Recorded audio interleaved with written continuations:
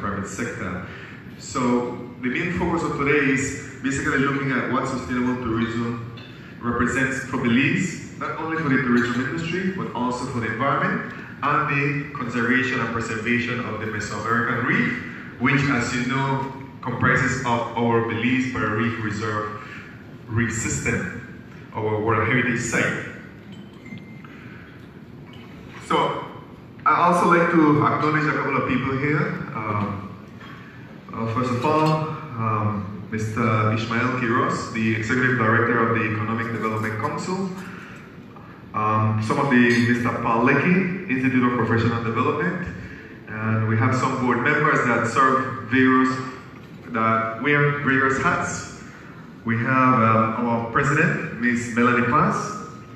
We have our past President, Mr. Reynaldo Guerrero, who also is the Chairman of BIM, Belize Institute of Management.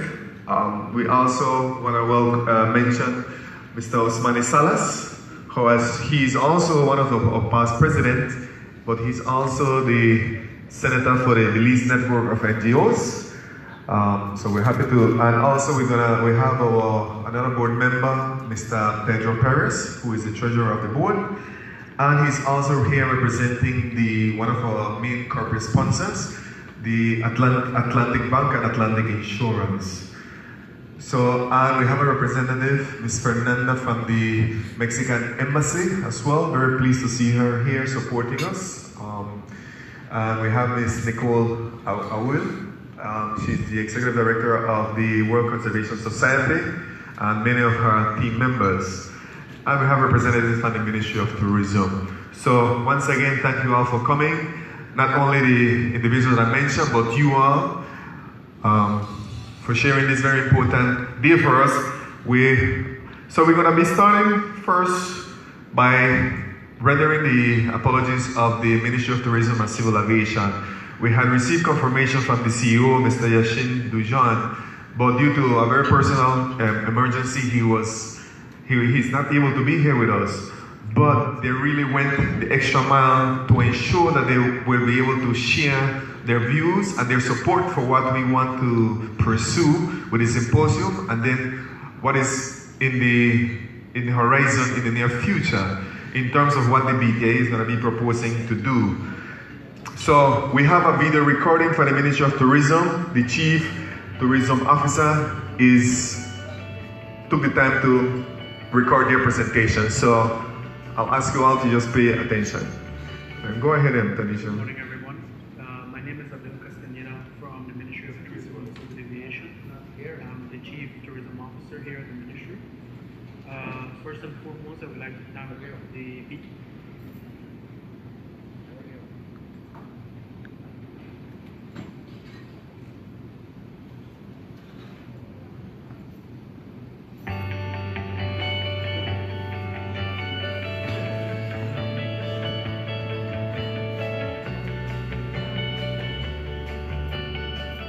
Good morning, everyone. My name is Abel Castaneda from the Ministry of Tourism and Civil Aviation. I'm the Chief Tourism Officer here at the Ministry. First and foremost, I would like to thank the BTIA for inviting us to this symposium and to giving an opportunity to the Ministry to provide some words and some observations on a topic that is near and dear to all of us, which is sustainable tourism. We do strongly apologize for not being able to be there in person. Unfortunately, we did have some prior commitments that we had to address today. However, I am very happy and the Ministry is very glad to have this opportunity and this medium by which we would be able to still share some of our thoughts.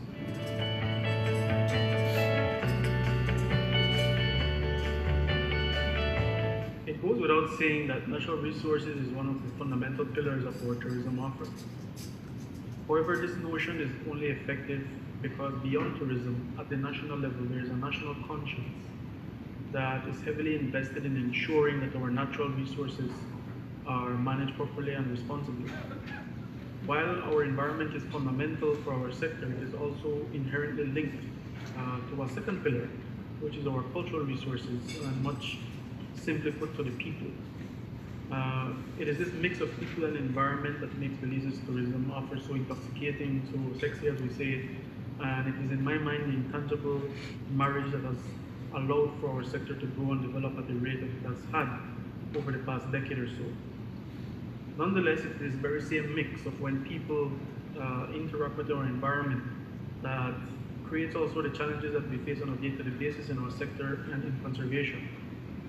The pressures that the tourism sector is known to put on, for instance, our environmental resources, on the pressures on our social institutions, and with a growing dependency of tourism as an economic sector, it is important for us to understand that the interaction between people and environment is where our planning, is where our management, and where our activities and efforts should be focused on. So today it's about answering the question of what's the role or what's the importance of our natural resources and the conservation activities that happen in the country to the tourism sector. It really goes without saying that without one and the other, there is no tourism if there is no natural resources. Without natural resources, as we have seen now in the conservation sector, without tourism, there is also a less opportunity for financing and for support to be provided to the conservation programs that we have throughout this country.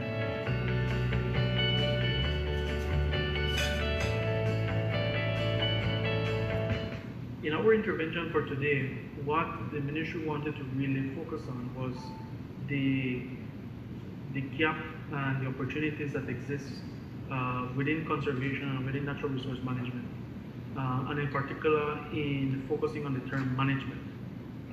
We have found that throughout the country and throughout the time that we have worked with our partners that management at different levels, starting all the way from the national level, all the way down to the site level, there is much more improvement to be done.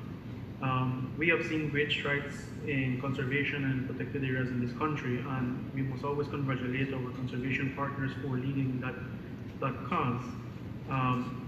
However, we do see that even in the world of protected areas management, even with all the great victories that we have had in conservation, there is still much evolution that is required. One specific area, for instance, is that conservation groups and organizations have looked at tourism as a potential medium for financial sustainability or viability. This is a great alternative, but it also puts a stress on the NGOs and the conservation organizations in being able to evolve internally within their own internal structures to ensure that they have the proper personnel and capacity to be able to manage tourism the way it should. And we still find that many of our NGOs have this issue, that they have included tourism within their model of execution. However, they have not in parallel evolved their capacity and evolved their operations to be able to properly plan, properly manage, and properly monitor the impacts of tourism on their area and on their overall goals for conservation.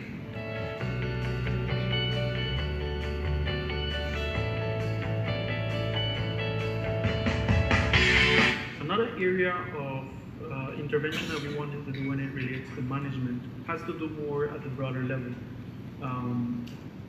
We have found that there are great potential for tourism development in protected areas, in natural sites, in our cultural sites. However, we do have one fundamental issue, and to be able to illustrate this a little bit more, let me use the example of the Western Maya Mountain Massif, which includes Caracol, Achievable, the Mountain Pine Ridge, and the other protected areas in that area. The master plan for tourism says that the Achievable area and this Mountain Massif, the western part, is one of two global game changers for tourism in Belize. That's great to know, and for the Ministry of Tourism and the Belize Tourism Board, this is great news, and this is something that we are very happy to have for the future. However, when we look at tourism development in this region, we are still very concerned about what happens when tourism does get into this area in earnest. And the reason we say that is that, like in many other parts of the country, the management of our protected areas, of our conservation areas, etc., are not necessarily done in a consolidated and coordinated manner. If we take the Western Maya Mountain Massif, for instance, there are so many different types of agencies, from the National Institute of Culture and History to NGOs to the Forestry Department, all of them having a role to play within the management of the different protected areas within that area. However, from a biodiversity and ecological point of view, this area is one. It is not separate. And therefore, if we're going to plan and manage and develop this area, it should be done from that point of view. That's why we believe that there's an opportunity. There's an opportunity for the future of conservation management in the country, which will at the same time provide the necessary platform for there to be a more effective and efficient means by which we can manage tourism. For example, in the Western Maya Mountain Massif, we need to evolve the thinking and look at the possibility of doing landscape management, for instance, or consolidated management, in which the biodiversity goals or the conservation goals are shared across the board within all protected areas, and that the development goals, including what sort of goals we would have for tourism, what sort of goals we would have for mining, what sort of goals we would have for timber or pine lumber, would all be done in unison, would all be done in coordination with the overall goals of the entire area and not just isolated protected areas one by one. This, for instance, translates very effectively for tourism management, because now instead of managing 2, 3, or 4 different attractions, you are managing a cluster of attractions, you are managing a corridor, a tourism corridor. And that makes it much easier to plan, it makes it much easier to manage if we're able to get to that point, and it does make it much easier to develop and to provide a quality experience for our visitors.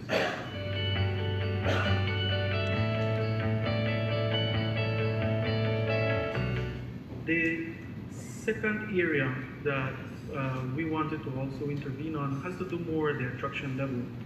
What we are finding is that as much as we have had great strides from our partners in the natural attraction management and cultural attraction management, in them being able to invest a lot of money into restrooms and into visitor information centers and what have you, there is still much more to be required if we are indeed, from the attraction level, going to meet the global sustainable tourism criteria. One good example of this is that many of our attractions, both natural and cultural attractions, don't have proper visitor use management plans nor systems that will allow for the effective management of visitor use within the areas. Our attractions don't necessarily have carrying capacities. There is no limit of acceptable change being done at these attractions. So it's very difficult for us to say that we are efficiently and effectively being able to manage visitor use at these attractions. And conversely, be able to say that we are minimizing the risk that we face because of tourism going into these areas now, and that we are preventing or managing the liabilities that are naturally created when tourism activities happen in any area. So it is the hope of the ministry, and it is a part of a program that we're putting together. And we're happy to know that the BTIA also is thinking under the same wavelengths, in that first and foremost, we need to establish a understanding of where our attractions are in terms of meeting sustainability criteria. We recently did a program with the Belize Tourism Board, the BTIA, the WWF, and with support from the George Washington University in the US, to do a first of its kind sustainable tourism assessment for Belize City, using the global sustainable tourism criteria. The ministry believes that we can roll out the same criteria and the same process to different parts of the country. And so what we're doing as we speak is planning a program to hopefully launch in late 2019 or 2020 that will see the ministry going out to our natural attractions and to our cultural attractions to do an audit of where these attractions are in terms of sustainability criteria, and to work with the managers in developing improvement plans so that together we can build a product that meets the global sustainable minimum criteria that is required of us. In all, it is important for us to, as a country, private sector, public sector, civil sector, to work together to ensure that we not only talk the talk, but that we also walk the walk. So these are the areas that we wanted to sort of share with everybody this morning, and hopefully spark a round of discussions. Unfortunately, we are not able to address some of the questions that may come about, but we are more than happy to be able to respond to you via email or via telephone or whichever medium may be more effective for you. But before I sign off, I wanted to thank once again the BTIA for providing us this opportunity to share some thoughts and share some of the work that we're beginning to invest in here at the Ministry of Tourism. And we're glad to hear that the Belize Tourism Industry Association is also thinking about doing green certification and audits as well. And we do think that in the new project that is being proposed, that there is ample opportunity for there to be some alignment with our activities, and so that we can work together to try to push our sustainable goals forward. So without saying anything else, I wanted to thank everybody. I wish you all a very productive symposium, and we look forward to be able to work with you all in pushing sustainable tourism forward. Thank you very much.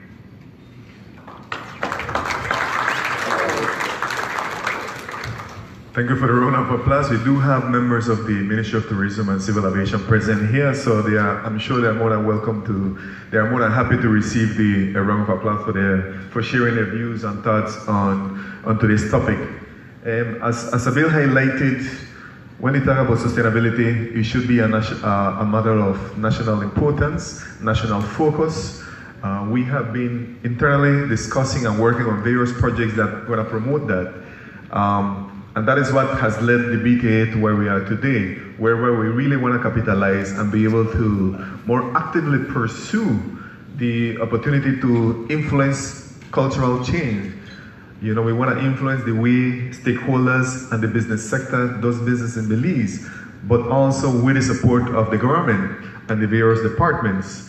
It cannot be only a private sector initiative. That is the key message that we wanna highlight today. It cannot be a private sector initiative alone. We gotta be able to sit on the table and make decisions jointly with the government representatives, with the various departments. And that is the reason why we thought it would be important to hear it firsthand from the Ministry of Tourism. As you all know, the Belize Tourism Board also made it known last year at their National Tourism Conference that they're going to be promoting sustainable tourism as well in the way they practice and the way they internationally represent on Market Belize. So we were very pleased to know that at the government level, the discussions and the right actions are being taken at this point. So it's only right for us to be able to lead and have more positive influence as to the direction of our tourism industry. So with that being said, I want to call another key partner and associate of the Belize Tourism Industry Association. I'll be calling on Mr. Antonin Mai. He's the Head Environmental Compliance Monitoring and Enforcement Unit from the Department of the Environment. He's going to be focusing on policies and regulations that promote the sustainable development and management of businesses and properties in Belize with a regional and global perspective. Mr. Antonin Mai?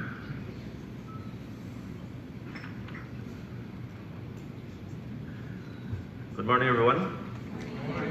Again, my name is Anthony Mai, and as Mr. Burgos pointed out, I am currently the supervisor of the Environmental Compliance Monitoring and Enforcement Unit within the Department of Environment.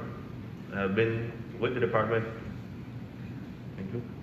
I have been with the department for over about 12 years, and I have had the pleasure of working with many of the people in this room today. And we have done a lot of good work together with regards to environmental protection. I was asked, first let me say thank you to BTIA for this opportunity. For this opportunity to share some of the regulations and the policies within Belize, specifically geared towards the protection of the environment. And these regulations are in place not only for the tourism sector, but they are in place for anyone, for any development. So yeah, thank you. So basically with regards to our vision says the Department of Environment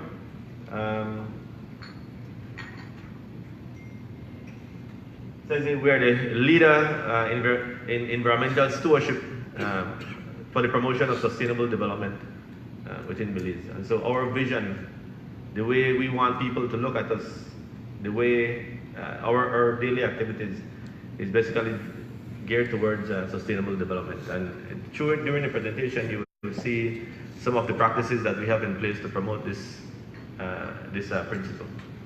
Our mission is more refined, and basically the mission states that we are to ensure that Belize's development is environmentally sound, and that the environment is protected not only for us to enjoy, but for everyone that comes after us as well. All right? So basically, our vision and mission enshrines sustainable development as one of our pillars, one of our foundations. And so all the activities within BOE, all the policies that we develop basically is geared towards this one goal. In terms of the environmental laws of Belize that promotes the protection of the environment specifically related to development, we have the Environmental Protection Act, which is the overarching legislation. And so this act establishes the Department of Environment, and it basically gives us our 26-27 main roles and functions. Under the Environmental Protection Act, we have the Environmental Impact Assessment Regulations, which was passed in 1995 and then amended in 2007.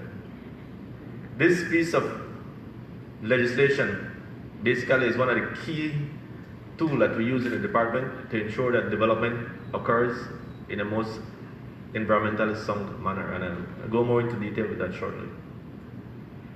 We also have the Environmental Protection Effluent Limitation Regulations. The Effluent Limitation Regulation basically regulates the use of water, basically. So you could use water goes through a process, but when you want to discharge that water, it has to have a certain quality before you could put it back into the environment. And so this law basically states what you could put back into the environment. The other one is the pollution regulation, and this law is more general in nature. It speaks about pollution to air, pollution to land, and pollution to water. It also includes pollution as it relates to noise, etc. And so this is also important. And then we have the Refrigeration Technician Licensing Act. This is a piece of legislation that was developed specifically to look at the refrigeration and air conditioning sector.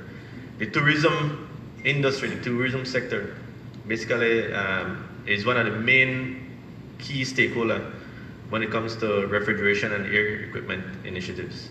This is in line with the Montreal Protocol with regards to ozone depleting substances, and so we work closely with the tourism sector when it comes to this particular legislation. So what I want to do is focus on the Environmental Impact Assessment Regulation, because what I mentioned earlier is that this piece of legislation is specifically geared towards evaluating development to ensure that they are designed, that they are constructed and operated within the most environmentally sound manner. And so the regulation starts by saying that any person in Belize, whether private or public, if that person wants to develop anything, that person must submit a proposal to the department to determine if an EIA is required, an environmental impact assessment is required. And so that is key. That means that the government itself, for example, if the Ministry of Works provides proposal or submits proposal to the department, and the Ministry of Works for road construction or any major development, those project also goes through the environmental impact assessment process, basically. So it's not only for private sector. With regards to the EIA regulation, we do receive a fair amount of projects, tourism-related projects, specifically that goes through the EIA process. And this is important because this process basically does several things with regards to ensuring the project is done correctly. I'll explain more on that later. And so the law also states that if environmental clearance is not granted, if an environmental compliance plan is not signed, then the proprietor of the development cannot begin any development without environmental clearance. If the proprietor does any work, then that constitutes a violation, and that person could be charged between $50,000 and $100,000, right? And so there are laws in place to govern how you develop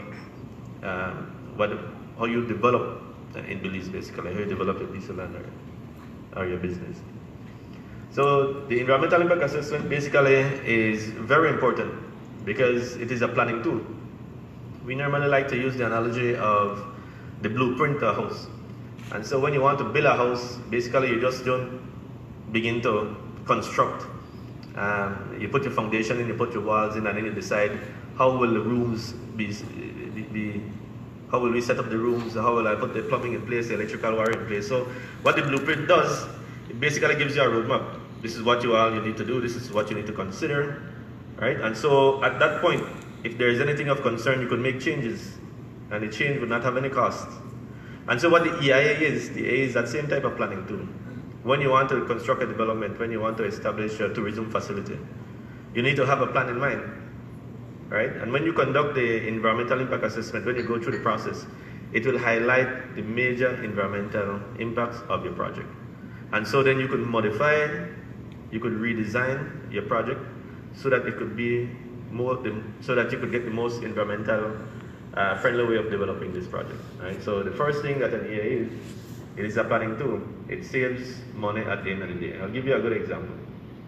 There was a facility that wanted to build a port close to Belize City. And they just went ahead and began to dig and put piling in the ground. And they put piling and they spent quite a bit of money. And eventually they abandoned the project because the area was not suitable for a port. Now if an EIA was done, if they went through the correct channel and the EIA, that would have been highlighted and they would have saved all of that money. I'll give you another example. There was an island down south in the Saltwater Key Marine Reserve. The developers of the island conducted the environmental impact assessment, and they had an idea or a proposal to create a channel in one of the shoals. But through the EIA process, it was observed that the channel was not needed, that they could have used another route, and so they saved money, and basically they saved a portion of that shoal, right? And so and I have many examples in terms of how the EIA tool itself basically benefited the environment, benefited the proprietor of the development, basically. So firstly, it's a planning tool. Secondly, it examines, right? So the EIA basically looks at your project. It looks at where you want to construct a project, and then it looks at what are all the possible negative impacts that the project could have. At times, it also looks at positive or beneficial impacts. But the purpose of it is to say, okay, listen, this is what my project would have, the negative impact that the project would have on the environment. And in addition to that, it basically provides mitigation measures. It provides measures, it tells the department what you could do to avoid, what you could do to reduce the negative impacts on the environment. And so for us, this is a critical tool. This is a very important tool because our limitation in terms of human capacity, in terms of all the expertise within the department, is somewhat limited. And so we need information for us to make the right decision. And the environmental impact assessment process basically provides us with that information that we need so that we make the most sound environmental decision. I will be honest with you, there are times when developers come and they have, a very large ego, and they come with very big design for a project. I have personally seen initial proposal where people wanted to build an airstrip right on top of the coral reef, on top of the crest, right? So we get these type of projects quite often.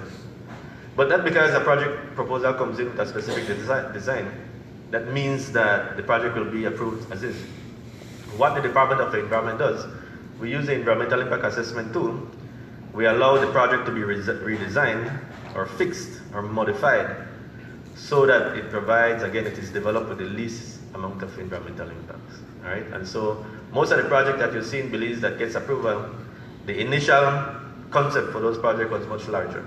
But through the EIA process, the unnecessary components, or the components that we believe would be very detrimental to the environment, is removed, basically. And so, the public might not be aware of all of this, but this is how basically it is done.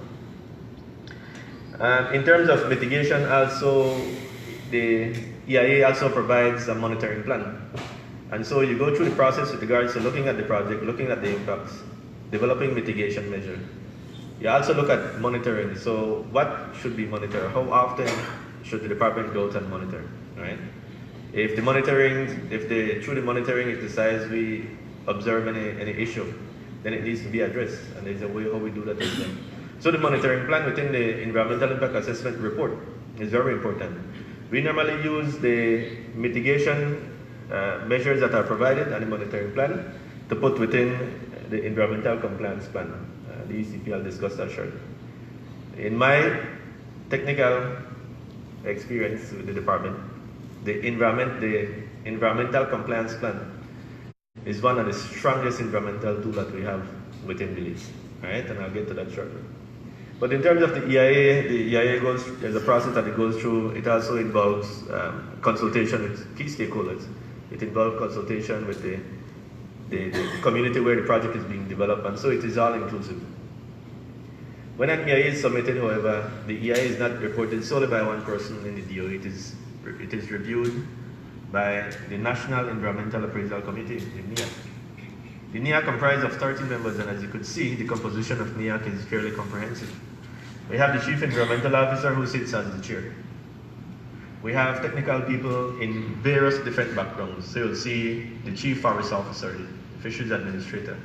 You have the Director of the Coastal Zone Management Authority. You have 2 representatives from NGO. Mr. Mike Hushner has been on NEAC for quite a while, right? And we have good comment from Mr. Mike Hushner. We have Ms. Nicole Gomez, excuse me, has been in NEAC for quite a while, right? And these people have given us very good recommendations in the past. So it is all inclusive, but you could note there is also representative from the social sector, right? And so the human element is considered when reviewing an EIA. In fact, the definition of environment under the environmental laws of Belize includes the human being as being centered to all of this, right? And so if you look at our logo and our shield, our basic responsibility is to have the human centered around the environment, and the Department of Environment should be the balance and the shield to protect the interaction between air, water, and soil. So everything we do surround with the human element in mind. And that is key for us. And so if you look at the composition of NEAC, there are people with environmental related expertise. There are people with social related expertise. The Director of Health Services is a part of the NEAC. They look at the human health related issues. The social expert look at the cultural and social related issues as well, right? So we have a fairly good comprehensive list of expertise on NEAC. A couple years ago, we tried to have someone on the NEAC that is versed in economics and financial matters. We had on the NEAC, I think it was the Ministry of Economic Development. And so that way we would have covered the environmental component, the social component, and then the economic component in regards to the sustainable development triangle. But we were advised that, again, it is difficult to do that because our law does not provide for that economic component as well. Our law does provide for a social expert to look at the social issues related to a project and a development. So we're doing what we can with regards to that. And so what the NEAC does is that the NEAC makes a recommendation to the department whether to grant environmental clearance to a project or not, right? And from my time at the DOE, 99.5% of the time, the department accepts the recommendations of the NEAC, right? So when environmental clearance is granted, it is granted along with what we call an environmental compliance plan. Now, the environmental compliance plan is not the clearance. The environmental clearance letter, the environmental clearance under the law is a letter, but the letter states that you have been given clearance contingent that you sign and abide by the conditions of an environmental compliance plan. Earlier I mentioned that the ECP is one of the strongest environmental tools. In fact, many countries in the Caribbean and Central America, they are trying to adopt the same type of tool. What this tool does, basically, this tool is described, and it was described by a chief magistrate as being a legally binding contract or agreement. So much so that it becomes administrative law. That if you violate the conditions of the ECP, you could be charged, right? And if you violate 10 conditions of the ECP, you could get 10 charges.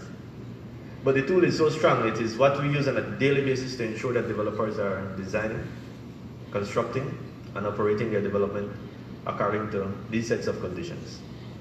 And the conditions that we give them are the conditions that we got from the EIA. So you could see how everything falls into place, right? So if we go and we conduct monitoring regularly, that is what we do on a daily basis, and we see any environmental issue, and if the issue is outside of the environmental compliance plan, then that's a violation and that issue has to be corrected, right? When the ECP is prepared, it is sent to the NEAC for them to have a final input. It is sent to the developer as a draft. It is negotiated. Some of the conditions could be negotiated. And then it is signed, and when it is signed, it becomes law. It becomes enforceable. So we use this, and this is a very strong tool. So in terms of ensuring compliance with this tool, we go out regularly and visit these sites. We investigate, we inspect, ensure that they are compliant. After this slide, I have a couple pictures of Harvest Key. Harvest Key is a good example of what I'm speaking about. When Harvest Key was conceptualized, the owners of Harvest Key had to provide a proposal to the Department of Environment to determine if it needed an EIA. Our environmental law, the EIA regulation, basically it is prescriptive in nature. It means that it has specifically what type of project requires an EIA. And we basically established a new tool which is called a limited level environmental study. And what that does is that basically close the gap between project that requires an EIA and those that did not, right? So in the past there was a gray area.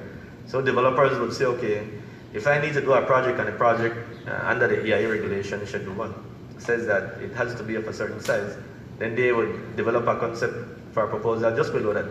And so bypassing the EIA process, right? And so what we did, we established by law the need for a limited level environmental study.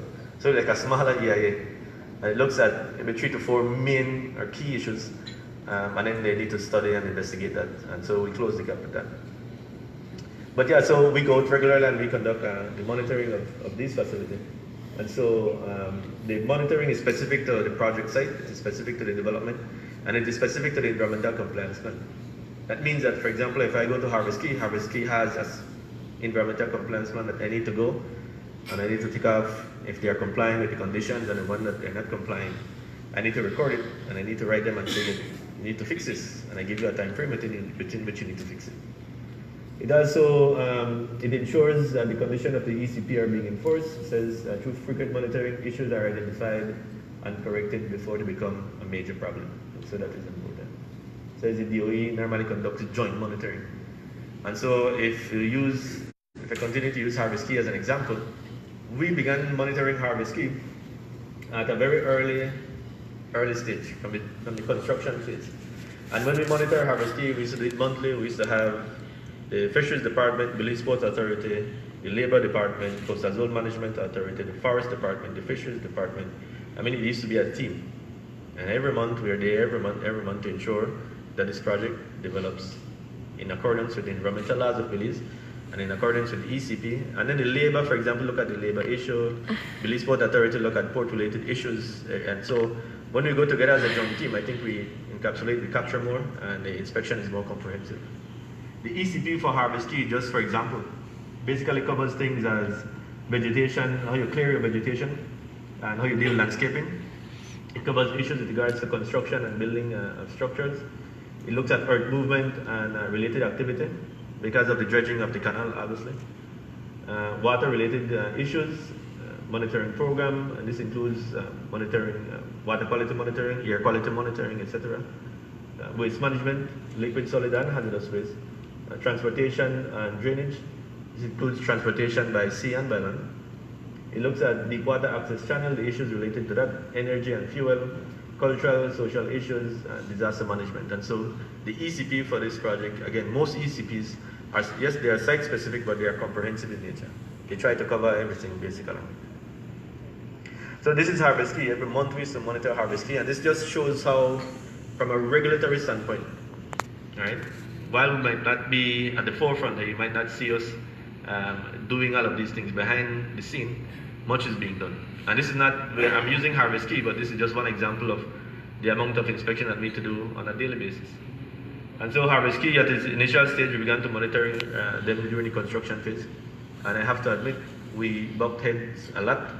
We identified environmental issues, and we had to, bring the law down on them. We charged them a couple times for some violation, and we move forward. But now the development is, in terms of compliance, they are good. And so now we need to, what we have done is we have reduced the frequency to which we visit them. And this is our approach. Because our staff is small, we normally monitor one facility regularly during the construction and early operation. Once that facility is up to almost full compliance, then we monitor them less frequently because we have other places we need to inspect, right? And so this is Harvest Key during the early stages. These are some of the good practices that they have in place. This is how the measures you put in place to manage your fuel. This is a fuel tank. Below it's a containment system, and then the containment system runs to an oil water separator. Right?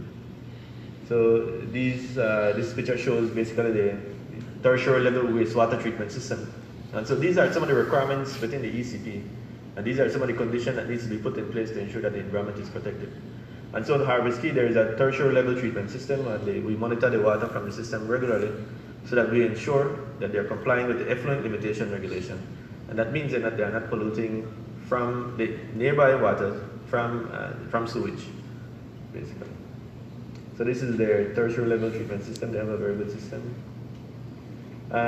This is how they do some of the waste management. As you can see, they try to recycle as much as possible, and these are some of the best practices. The ORCA system, the picture in the middle is where the organic, the food products go in, and then it turns it into a type of pellet, and then the pellet could be used for feed, etc., etc. So that's a good system. So it's a bit more advanced than just composting. As you can see, there's a biodigester where they do some composting, and there's an incinerator that they use, etc. on site. So these are some of the things that they have put in place for proper waste management. And let's say another presentation. But basically, I just want to end by saying that there are laws in place to govern how you develop your ideas and your concepts in Belize. Those ideas need to go through the Department of Environment for us to vet and approve, and so that you could get, we could basically sit down and agree on conditions that you could put in place to mitigate the negative impacts that your project would have on the environment. We are always available to provide technical advice in terms of your concept and your ideas. We are always available to give advice with regards to how you could design a wastewater treatment system, the best type of refrigeration equipment to put in place, and these type of things. And so our doors are open, and we offer that service, again, free of charge. We give that technical advice. But these are some of the laws that are in place, from the Department of Environment, and we do enforce the law. So thank you for your time.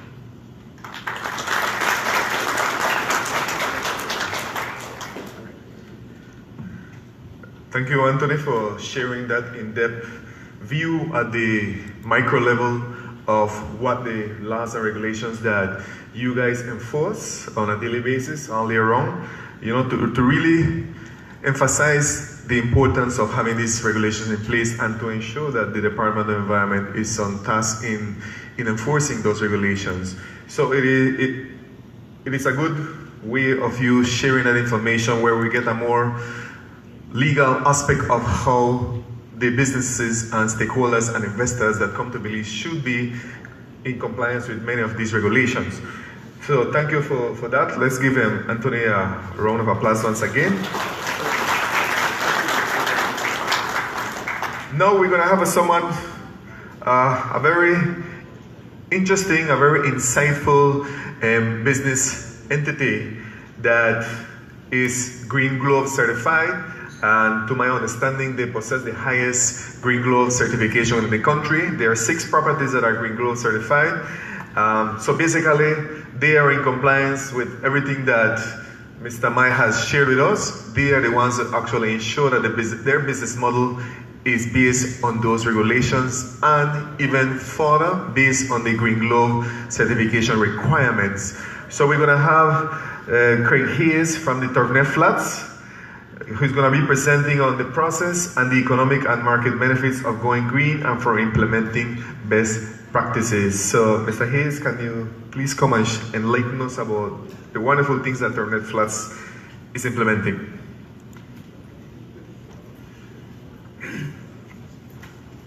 Good morning, everybody. Thanks, John, for inviting me. Can everybody hear? First of all, I'd like to ask for a show of hands, how many tour operators do we have here? It's a mixed group. One? Not so many. Okay. Well, I think this is a very important subject for BTIA, and I'm glad to see that they're taking this on. I think it's also a critically important subject for the country of Belize. So John asked me to give a brief presentation about our resort, Turner Flats, and share some things about our approach to sustainable business. So Turner Flats is a relatively small resort. We take a maximum of 30 guests. Our location on the east side of the Turner Atoll is very remote with no public services, not unlike many places in Belize, I guess. Our business, as is the case with most Belizean tourism businesses, revolves around nature-based tours. In our case, these are just some pictures of the resort. This is our neighborhood, which is incredible. Beautiful neighborhood. But our business revolves around nature-based tours, including catch and release, fly fishing, for bonefish, permit, and tarpon. The big three, which are, as most of you know, protected in Belize. We also provide scuba diving and marine eco tours, variety of marine eco tours. On a typical week, we'll have all three activities going on. We employ about 35 people. Many of our employees have been with us for several decades. This is Pops Cabral, Dion Young, Abel Coe, some of our senior guides. We started our business in 1981 and have developed all of our basic services, our fresh water, our sewer, our power. This is a picture from mid-1980s.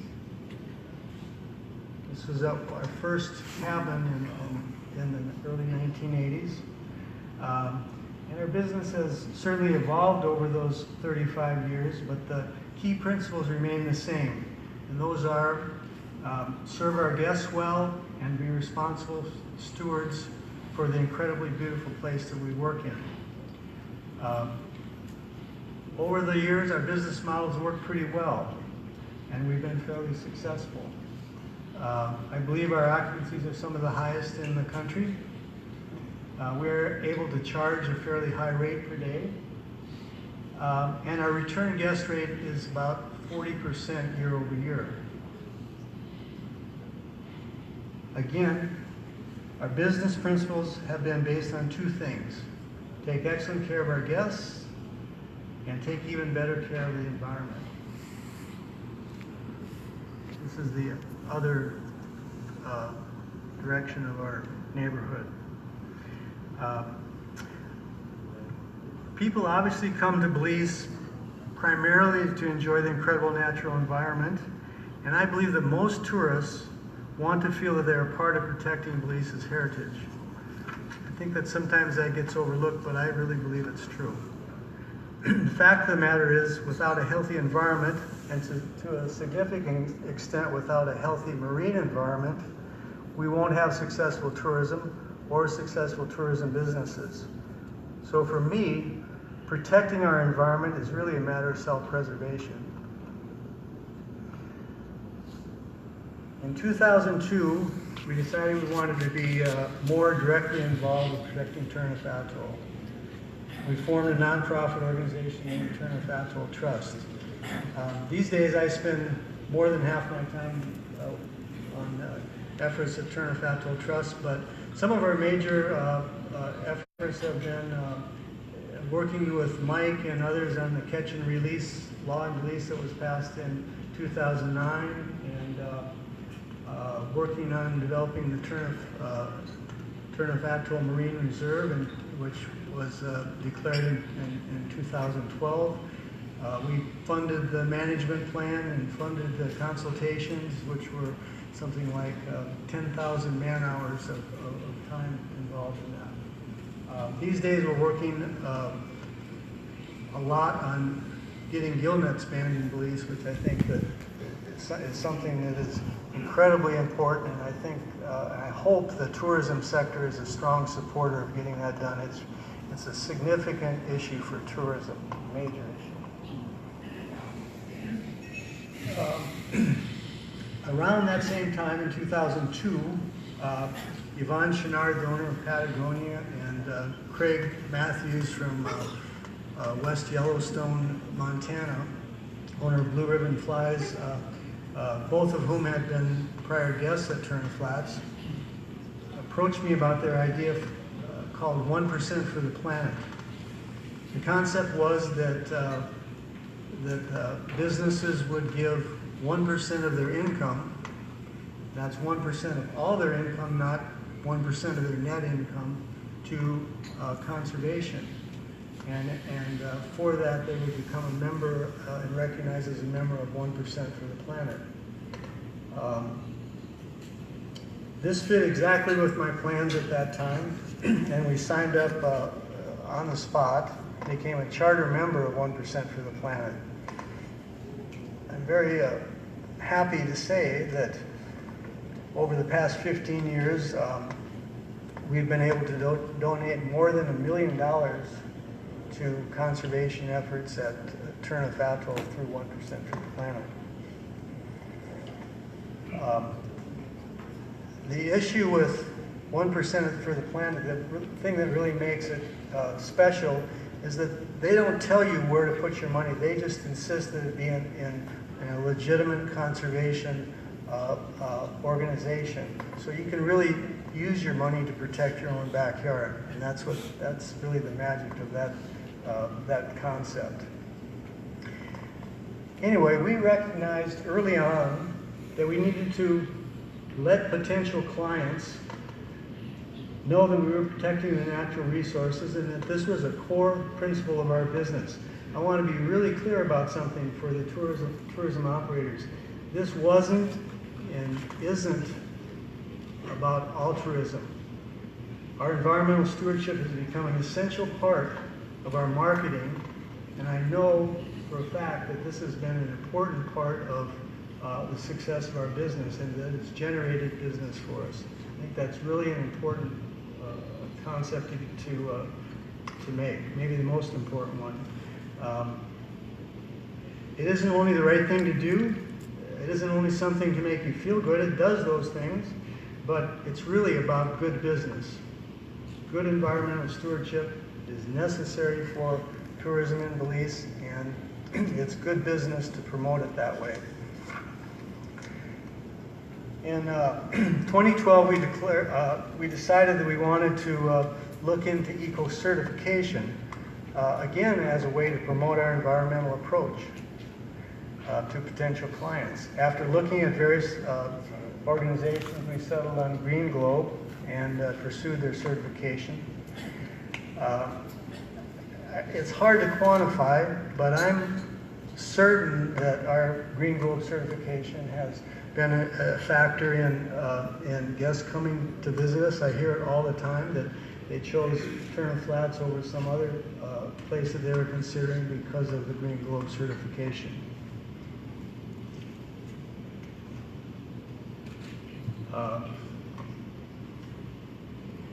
As I mentioned, these days we're working hard on a number of conservation issues.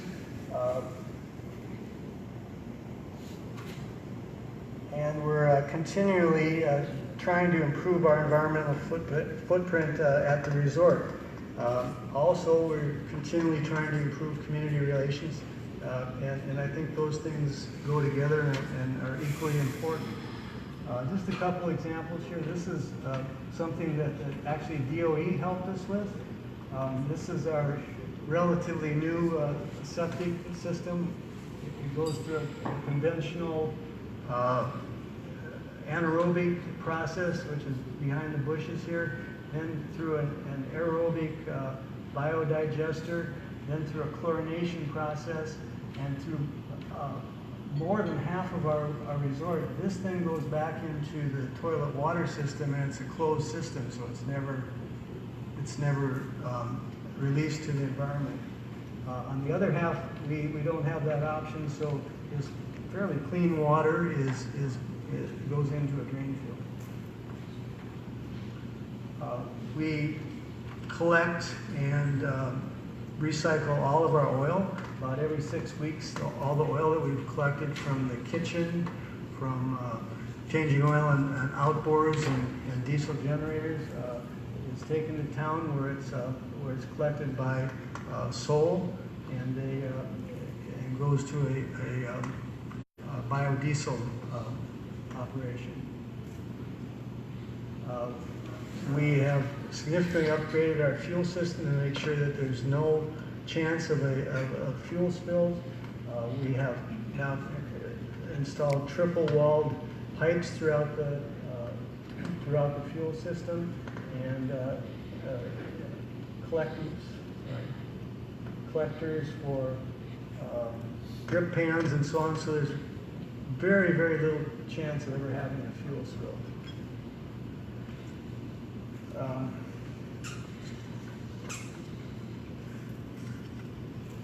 We're particularly excited about our new renewable energy project, which we're working on right now. This is the solar field. This will have 288 solar panels. The system will provide roughly 80% of our energy needs, which will save approximately 17,000 gallons of diesel per year. This is a major investment, but we believe it's a good investment with a payback of around 10 years. This should be done sometime in the next 2 months.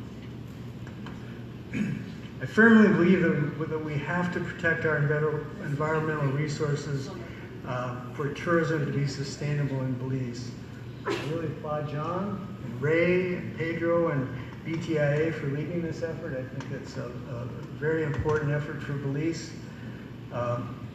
In closing, I'd like to again emphasize that the future of tourism in Belize depends on a healthy environment. If we ever forget that, we're in trouble. And that a sustainable business model is a smart business model. And I really encourage everybody that's in tourism in Belize to use this as a marketing tool to promote your business. It's good business. Thanks for your attention. Let's all go green.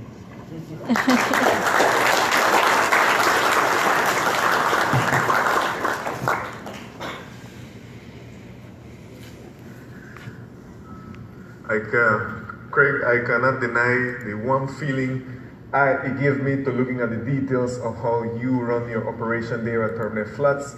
I mean, it really brings to the forefront of what ecotourism, sustainable tourism is really all about.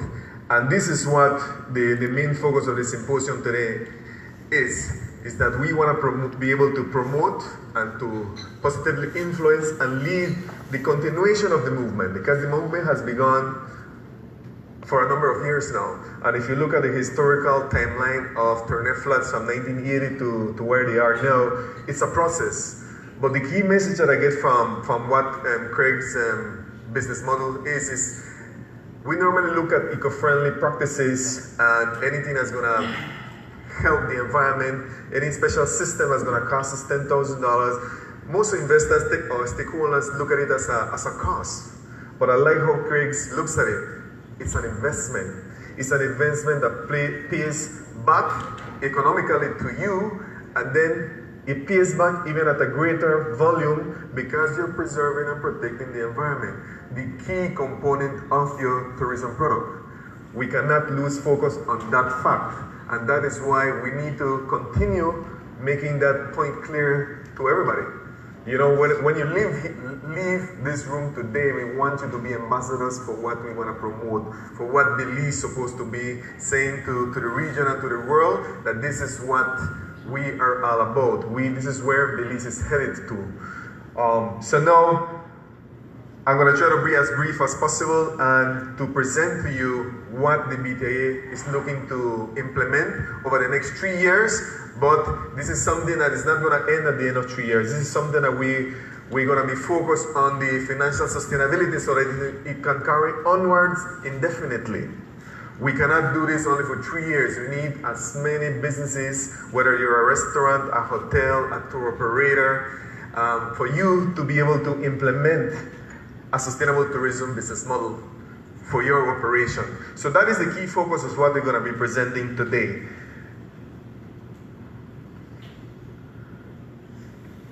The main topic of what I'm going to be sharing to you is the BTIA Paving the Road to Sustainable Tourism in Belize. This is a project that we are going to be implementing. It's a proposal that we're going to be sharing with you. We're going to be reaching out to various funders so that they can be able to support us financially for us to be able to execute the plan within the next 2 to 3 years so that we can get the boost to get it started and to get the buy-in from the public and the stakeholders. And also, we are not going to be in this alone. By looking at the mission and the vision, you can see how closely related you are to the mission and the vision of the Department of the Environment. You know, the focus of the BTIA from its inception has been the sustainable development of the tourism industry.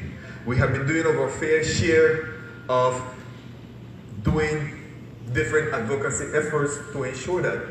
We have been gaining some success over the years. Most recently, I can share with you, we were part of the coalition to save our natural heritage. We were able to ensure that the moratorium for offshore oil exploration was implemented. We were able to demonstrate that when different NGOs come together, we can have a very strong voice and be able to dialogue and get the support from government. We were able to participate on the program, and right now we have WCS here who are implementing the program on the ground right now over the last 3 years, which is the Fish Right, Eat Right campaign. We want to ensure that the restaurants are in compliance, that what they're selling has been sustained in using best practices and ensuring that what you're being sold at the restaurants is actually what you're eating. Because we know the stories, we know the situations whereby a lot of these fishermen are selling you, especially with fish fillet, they're telling you it's snapper and it's not snapper. So the Fish Right, Eat Right is going to be focusing on that. Right now, as Craig mentioned, we're also part of the Coalition for Sustainable Fisheries, which is the main focus right now is to ensure that we phase out, lead into the banning of gill nets. We all know the destructible nature of gill nets. Anything that gets caught in gill nets is dead. It's the end of it. So we cannot afford to have these things in place for the sustainability of our marine ecosystems and our marine products and our tourism products and also our fishing industry, which is also directly linked with food security and the livelihoods of many Belizeans. So, environment equals tourism equals people. That is the equation that we're looking at. That is the approach that we're taking into consideration when we decided to work on this project. We know that since 2000, the Mesoamerican Reef has remained a vulnerable environment, being compromised by large-scale and many times irresponsible tourism development. And we have been able to summarize what some of the main negative impacts to our environment, to our tourism program, and to our people. Dredging, overfishing, deforestation, climate change, which is something that has been influenced by men, for which we still have to ensure that we do a fair part to adapt and to reduce our impact. Pollution, wastewater, solid waste, plastics, you know, and increase carbon footprints. It sounds beautiful when you hear about the industry is growing. We have more hotels in 2018 than we did in 2017. We're having more hotels in 2019 than we did in 2018. But all of this comes with a carbon footprint. Mr. Mai highlighted that refrigeration and ESC systems is a major component. So we have been working on various programs to be able to address those and minimize those carbon footprints. This is the current situation of the Mesoamerican Reef. We now have 47 marine protected areas covering 57% of the territorial sea, but only 3% of the sea is fully protected from fishing. It is evident that tourism activities bear some responsibility for this declining state of the reef. The majority of visitors to Belize engage in marine activities such as snorkeling, diving, sport fishing, and 60% of tourism revenues derive directly from coastal and marine activities. That is a fact that we must recognize. So I wanted to show the Healthy Reef report, which basically was presented last year, and this is shows a clear depiction of the state of the Mesoamerican Reef. And as you know, the Mesoamerican Reef comprises of Mexico, Belize, Guatemala, and Honduras, but the vast majority of it being located in Belize. And if you look at the section, unfortunately, the key thing that we need to recognize is that the central Belize Barrier Reef is the only subregion in the Mar in critical condition. And if you look at the red there, at the section there on the center, that's this little area here. That is what we're talking about. That is the area that sits right in front of Belize and all the islands that form part of that.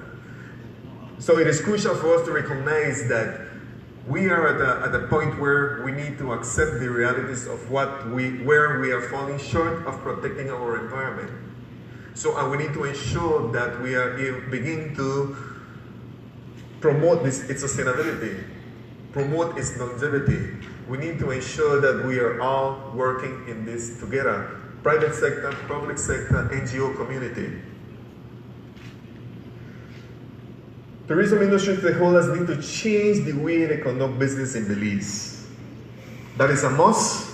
That is something that we want to instill the right values and the right way of doing it. As stated in the Economic Benefits Report for Belize Barrier Reef Reserve Reef System World Heritage Site titled Natural Heritage Natural Wealth, which was presented by WWF last year, Belize must choose sustainability and secure the long-term existence of the World Heritage Site. That is something that we cannot lose sight of at any time.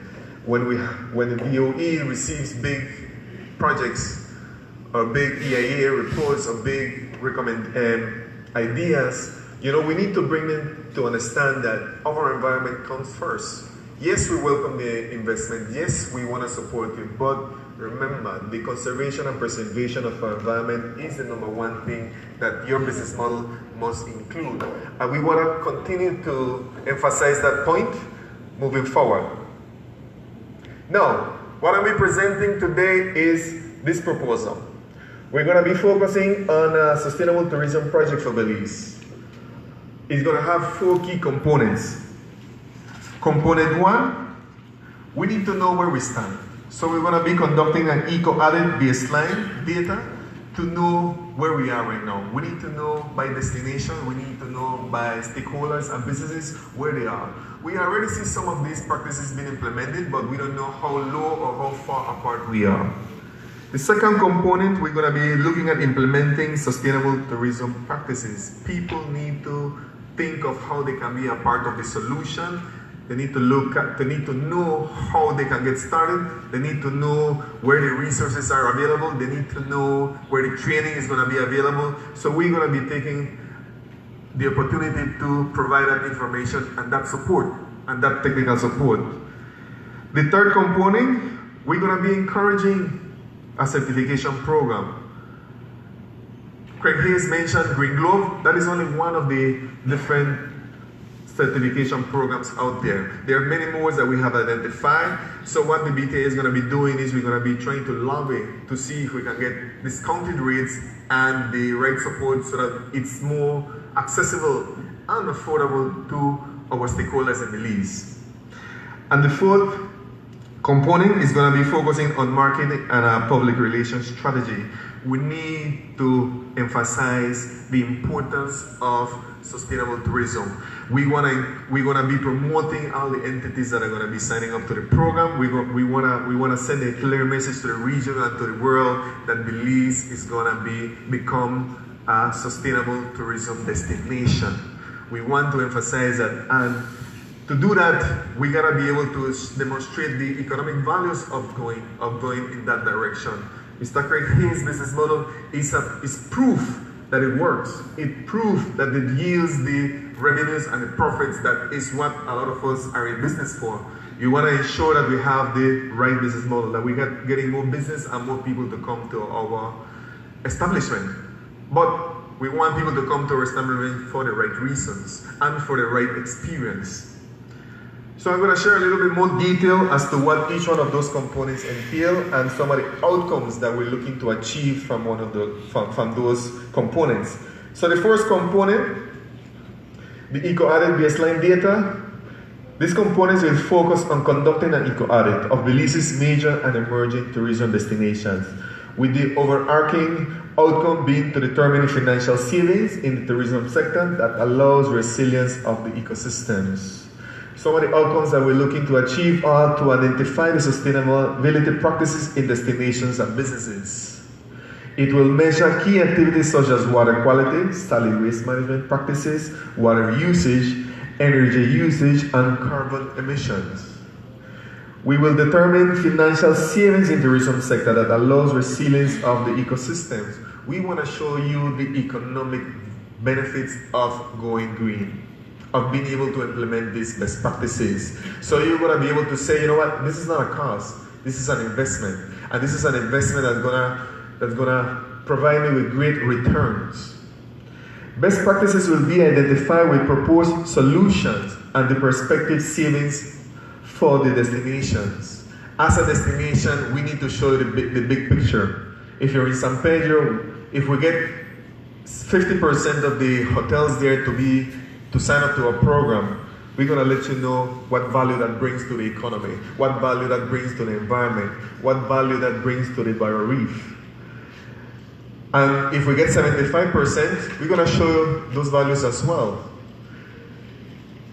I am always very optimistic, so maybe at some point we're going to be able to reach 100%. But you know, that's a long shot, but we're going to take a good try at it. And the overall benefit of the environment and the MAR will also be assessed and calculated. We gotta be able to assess and know that we're heading in the right direction once we begin to see this business signing on to the program. The second component, sustainable tourism best practices. The aim is to undertake a national campaign to promote sustainable tourism best practices for tourism service providers and increase the number of enterprises engaging in such practices. This is a continuation of that movement, because that movement locally, regionally, and globally has begun. We see the buying, we see the importance. You look at the global trends. The travelers are looking for businesses that offer that eco-friendly environment. They want to know that their waste is managed properly, that they're minimizing the use of plastic, they're minimizing the consumption of electricity, they're reducing the carbon footprint. This is part of your marketing model. This will bring more people to come and stay at your establishment. So the outcomes is to establish a sustainable tourism unit under the BTIA. We need someone to have the technical and training, and someone that's going to be on the ground on a daily basis, reaching out, getting buy-in, providing that support, providing that training. So we're hoping to establish a sustainable tourism unit under the BTIA. Secondly, to launch a campaign that will raise awareness of the benefits of sustainable practice. Like I mentioned, a lot of people look at sustainable tourism practices as a cost. We need to educate people, we need to enlighten people, we need to open eyes to let them understand that, you know what, that $10,000 investment, that $20,000 investment is going to translate into $30,000, $40,000 in the long run. And you're going to keep protecting your tourism product. Thirdly, to launch a sustainable tourism training program for tourism enterprises in Belize. We want to be able to guide you, to share all the information that you need to know. For example, right now, if you want to go green, you want to begin to implement these practices, where is the information available? Where do you go? We don't have that for information ready available. We don't have the entity. So we want to be the entity to be able to share that information and to share that guidance and provide that support. And lastly, a training component as well as a self-assessment tool will be developed. So we're going to have a tools made available for you to be able to follow, for all the different stakeholders to be able to follow. So the third component is the certification product. This will be an expansion of the sustainability best practices program, which is component 2, to be launched, followed by the implementation of a national certification program to sustainable tourism practice. We're gonna train you, we're gonna educate you, we're gonna show you what it takes, what you can do.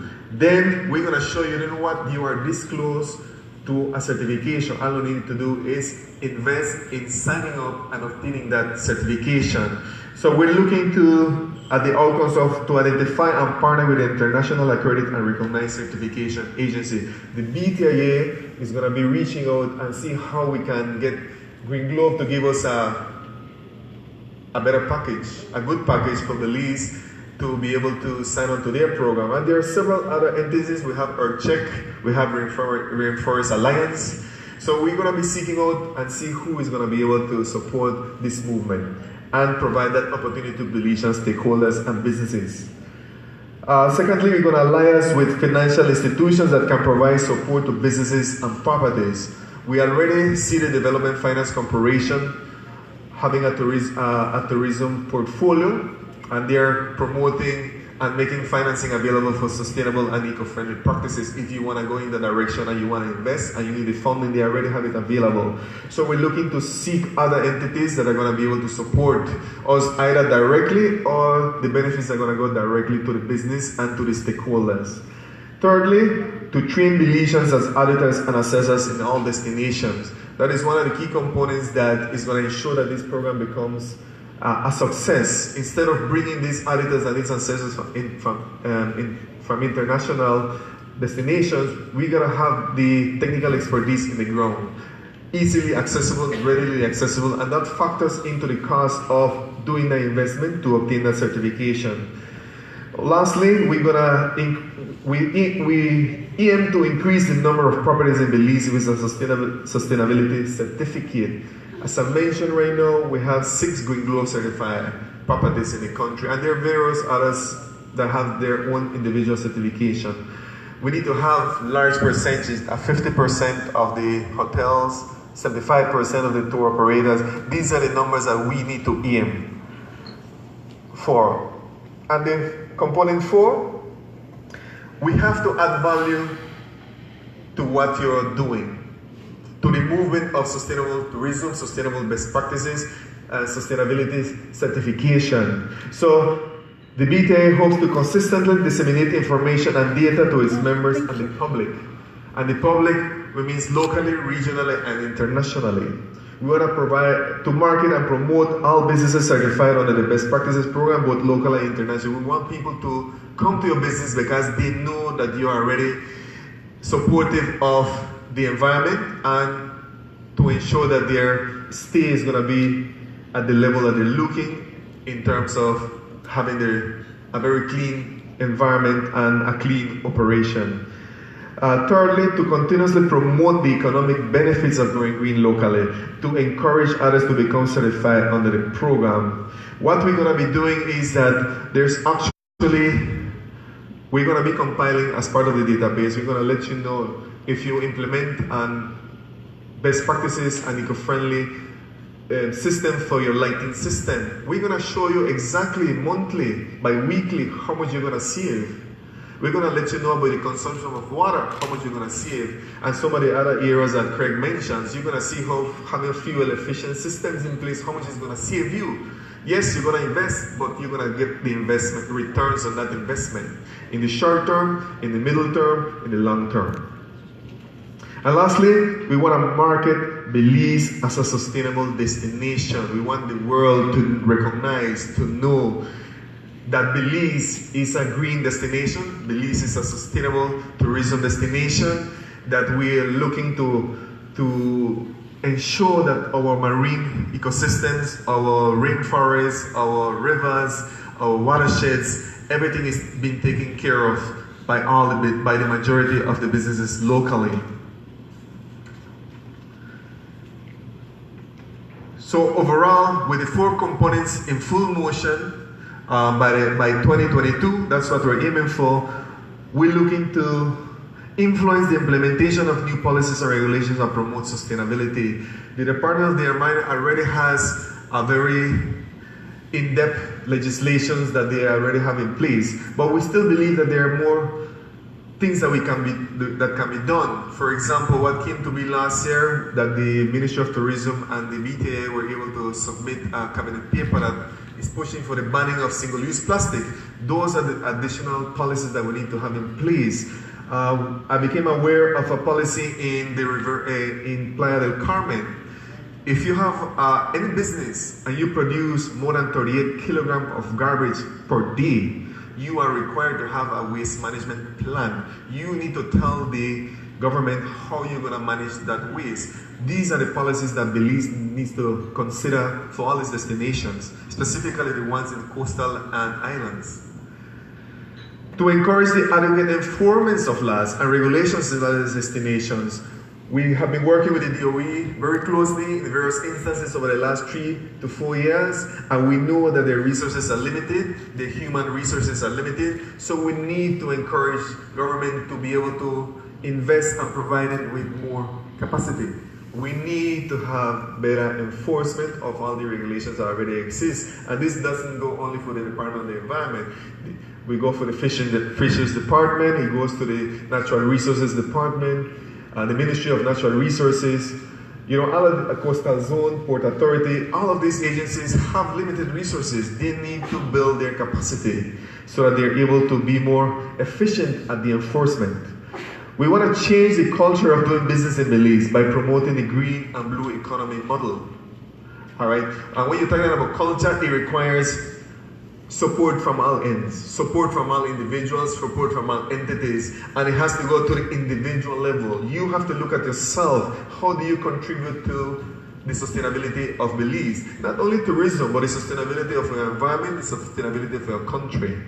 You gotta look at how your consumption, how you manage your garbage at your home, how you manage the current at your home. Do you have a AC unit that ensures that you minimize the consumption of electricity? All of those factors come into play. How much plastic do you use on a daily basis, on a weekly basis, monthly basis?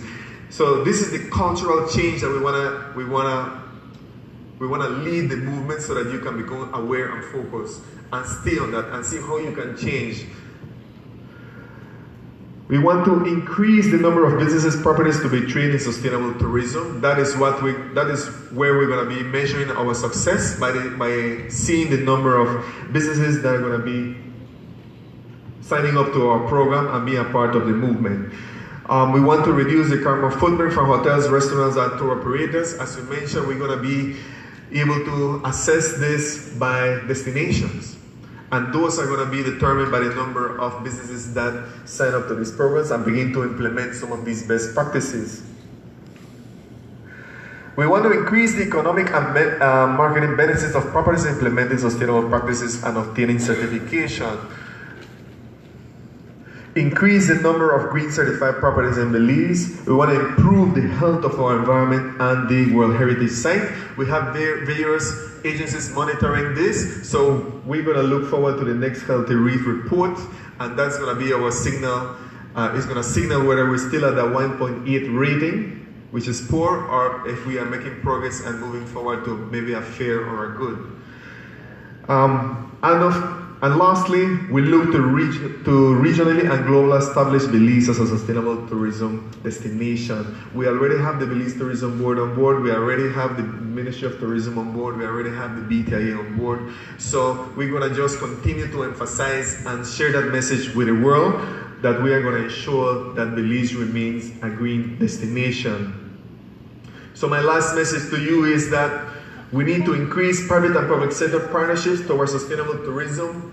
As I mentioned, the BTIA is leading the movement, but we're not moving alone. We're going to be reaching out to you guys. We're going to be reaching out to the government of Belize and the various agencies. We're going to be reaching out to the NGO community. We're going to be reaching out to individuals so that we get the support, so that we begin to move together, so that we begin to take steps together in the right direction.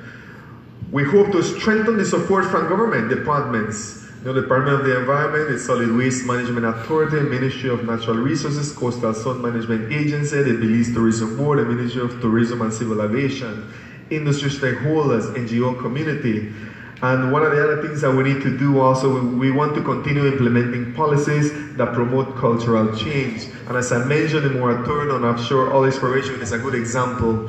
The banning of single-use plastic is a good example. And I cannot emphasize this enough. We need a no littering campaign. As you can see there, we have a little logo there. We have initiated a movement in the BTIA San Pedro chapter. That is the official logo of a Captain Conk no litter campaign that we're starting in San Pedro. We're looking to obtain the funding so that we're able to make it a national movement. And also we already have a mascot. We actually have someone that visit the schools at the primary school level, the high school level, and the junior college to share that message. We gotta do it from the bottom up. We gotta start with the children, to the parents, to the businesses, to the government, to the stakeholders, to everybody. So with that, we reach to the conclusion of today's symposium. This is the project that the BTIA is looking to implement over the next 3 years and thereafter. So with that being said, I'm going to be opening the floor to any questions so that we can, myself, Mr. Craig, and Mr. Mai, can share some more details as to what we want to share with the public and with you all. So thank you all for being here.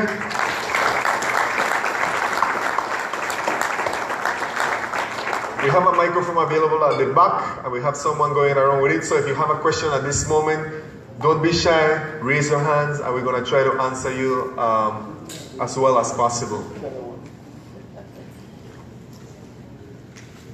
Don't rush. We don't want anybody falling, going on their way to the mic. Anybody has any questions? One question? Just introduce yourself and then you can ask the question. And if you have a specific person you're addressing the question, let us know who. My name is Maya Johnson, Professor of Civil and Environmental Engineering at the University of South Florida, and I also sit on the U.S. Board of Fragments of Hope, which is an NGO based in Placencia, Belize, dealing with coral restoration. Great presentations, and it's really exciting to see this initiative. I've noticed lots of discussion on water and wastewater, which is something that we're definitely interested in, and wondering if there are plans to actually publish water quality data for your beach environment so that tourists or people working here or locals might have more informed information on links to health impacts. And I think that also links in with health of reefs. And I see this happening at Laughing Bird Key National Park and other places where Fragments of Hope is working. We're definitely interested on nutrient loads coming in. Great to see Dr. Hayes' presentation on improving that septic system at Turnef Atoll, at the Flats. Wondering how we can promote this initiative in many other places. There's a lot of keys, I think, are struggling with environmental considerations. And just as a comment, the University of Belize does not necessarily have an environmental engineering program. Lots of your discussions on wastewater, water, solid waste, those are the fields that sort of come under environmental engineering. So I just say, plug them to sort of start those initiatives and start training Belizeans to be the engineering folks doing this. And just that, there is eco-friendly solutions. You've mentioned eco-friendly quite a bit. And I know that that's like a local innovative business trying to deal with plastic waste, with glass and all of these things, and with wastewater. So how do you actually promote and encourage your local businesses to engage in those activities? Thank you for that question. I think it was really comprehensive with regards to how you presented it. First and foremost, again, the Department of Environment does have water quality data. We are in the process of developing an in-house information management system where we will begin to house all this information.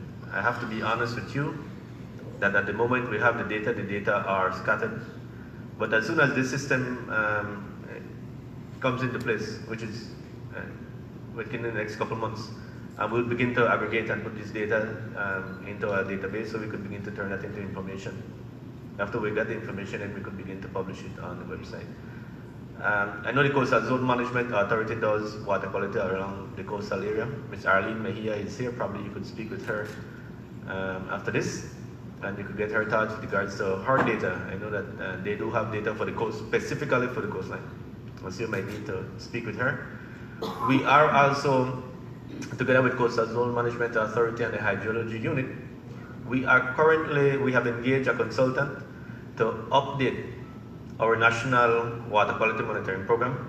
And so we do have one in place. It's an old document. It was prepared in 1995. But what we are doing is we want to update it and make it more comprehensive. And so now it will look at water quality monitoring from groundwater or coastal waters, etc. And so we just started that consultancy. So within the next couple of months, we will have this document that we will begin to put into place. Thirdly, there are laws with regards to wastewater treatment system. Well, let me take that back. There are laws with regards to the quality of water that you could discharge. And so the DOE have a standing policy. We don't allow any commercial establishment to use septic tank along coastal areas. Right? So you have to have some type of treatment system. We have several people in the country that provides services with regards to putting these things in place. We have right at the back Mr. William Usher. He has a fantastic product, right? He promotes effective microorganisms, right, to break down the solids and to treat water. And I have to be honest, I have seen the product in use and it works. It works in several different instances. We have Luis Garcia from Eco-Friendly. Luis Garcia provides customized wastewater treatment system, and so if he visits your establishment, he will look at what is going on and he will design a system specifically for your needs. And so we do have these services in country, but I think we need to promote them. In doing so, I spoke to William and several other key persons on this. And every time I get the opportunity, and especially now I'll do it, I always preach that from where I sit in the office at my desks, wastewater management issue will be the next big environmental issue, next big environmental problem. And so what we're doing as of now, we are planning, I spoke to Will about this, we have a brief proposal. We want to develop a national wastewater management strategy. But to get to that, we need to put boxes in place. So we will begin with something similar to this. We will do a symposium on wastewater management, and I invited William, and I'm speaking to key people to pitch the idea to see how they will accept it, and then we'll move forward with it. So the idea is to, at the symposium, and I'm sorry I don't want to take away from what we're doing here, but we want to, again, look at the legislation that are, right, that are in place for wastewater. We would want to look at the environmental and health-related issues of improper management of your wastewater. And then we want to look at the services that are available within Belize. So we want to invite William to give a presentation, eco-friendly. We want to bring Belize. Belize have package treatment system that they sell. There are other systems that doesn't use water and electricity. There are several different types of systems that you can use. We want to also bring, for example, Bowen and Bowen. Bowen and Bowen has a state-of-the-art wastewater treatment system, right? And so we want to bring these key people around in one place, discuss the issue, and then we want to hire a consultant to develop, generate a report with recommendation towards moving towards the establishment or the creation of a national wastewater management strategy. So there are things in place. It's just maybe we are not, in terms of sharing this with the public, we're not doing such of a good job. but we plan to do so as we move forward in the future. So I hope that answers your question. If you have any other thing, then we could discuss it later on. Thank you. Sorry, Mr. Hayes has... I might just add that for us personally, we check our water samples in front of our lodge quarterly, and that's submitted to DOE. And we have, from the Untitled Trust side, we've talked and have sort of preliminary plans to establish a broader water monitoring program for all of Turniff. And then I just wanted to add one little thing. We depend on rainwater for our water, and protecting our water is really important. There's many things that we do, but one little nugget that I think is interesting is we collect all of our water from our air conditioning units, all the discharge water, which is distilled water, and I estimate we collect 75,000 gallons of water per year from our AC units. So those are the kind of little things that you can think about. Yeah. No, John, like I tell you, I really get one feeling when I hear the details of how little things make big difference. You know, when you look at the 12 months period. Just to add to what you mentioned about having environmental engineers, we're looking to have a sustainable tourism unit, and those are the people that we are going to need. So we're hoping that we have them in Belize. We don't want to bring someone from outside. We have a representative from Galen, so there's an opportunity for Galen to consider opening that program at some level. You know, and Anthony, please share more information about the symposium. We'll be happy to attend. I think it's all connected. It's all part of what we're sharing here today. So I believe we have another question on that side. Nicole? Good morning. Thank you for the wonderful presentations. This is really a really amazing initiative. Nicola Will Gomez, Wildlife Conservation Society. So certainly as is WCS supports your work, and not only as a conservation NGO, but as a facility owner as well out at Glover's. So a lot of what was presented is really important for facility managers and owners. What I wanted to ask, specifically directed to Anthony, regarding the EIA process. So we know that the Belize Barrier Reef Reserve system is important for the tourism industry on a national scale. And one of the things that we recognize is that under the UNESCO's decision, based on the State of Conservation report, is that we would have an updating of the EIA process to include a checklist looking at the outstanding universal value of the World Heritage Site. So all development has to go through the process of considering the impacts onto Belize's World Heritage Site. Can you tell us what the update is on that process, and is it going to be tabled for legislation soon? Okay, thank you for that question. Again, you're right, as it relates to the World Heritage Site and linking it to the EIA process. The Department of Environment has been instituting the EIA process for quite a while. We have throughout the years identified gaps that needs to be closed, basically. In doing so, we had several initiatives where we hired some experts to look at the process and advise and recommend as to how we could close these gaps. And we have the reports in hand. We did our revision of it and we made recommendations. The recommendation was sent to the ministry, and I think the ministry, they are looking at it, and they have the draft amended regulation. And so I am not 100% sure in terms of where we are with it, but I know that there is something in place with regards to strengthening the EIA process from that standpoint. But even more so, what we have been doing is that we have been looking at other initiatives or activities that we could do to strengthen the process. So much so that we have consultancy, we have training going on currently, this week, looking at strategic environmental assessment as a possible tool that we could use in the future. And what that is that That is a step up from the EIA, as you may know. It looks at basically policy decisions, look at broad strategies that relates to environmental protection.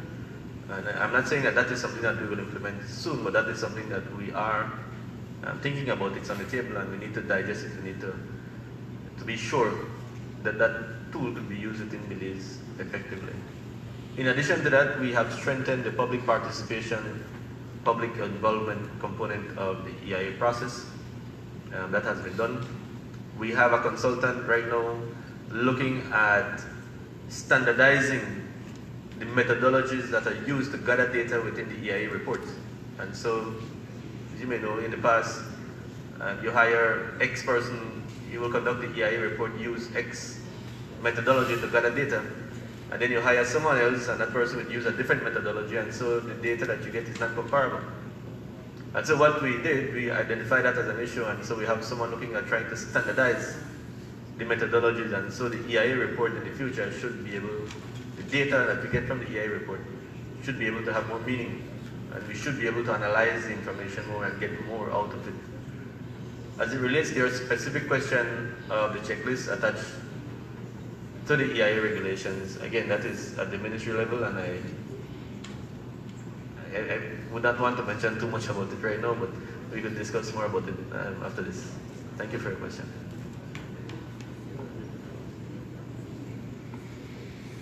There's a question.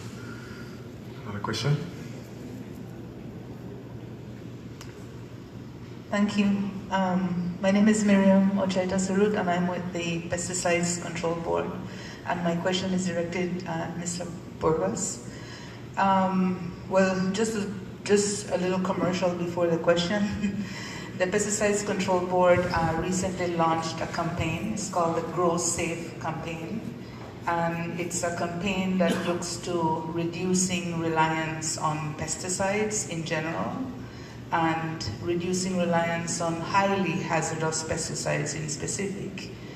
And we're involved in several projects currently, public-private partnership projects. One of them is looking at water quality, another one is looking at establishing a system for the proper disposal of empty containers, in the agricultural sector, and in terms of sustainable agriculture, we talk about integrated pest management. We talk about integrated vector management, because the Pesticides Control Board, we also regulate public health pesticides aside from the agricultural pesticides. Now, considering that agriculture in Belize is expanding, pesticide use also in parallel increases, considering that food tourism, the importance of food tourism, safe food, and the way the food is grown, not only for the tourists, but also for our workforce. It's a very intertwined relationship, sustainable agriculture and sustainable tourism. Now, I know my question might be a little premature because I know you will still do consultations with the various partners, but I would like to know at this point if you have given some thought to, and if there has been any discussion with respect to how will we be able to bridge, maybe not bridge the gap, but rather to connect the two sectors in terms of what is happening inland and being that it's one of the most impacting land-based sources of marine contamination. How do we begin to approach that issue?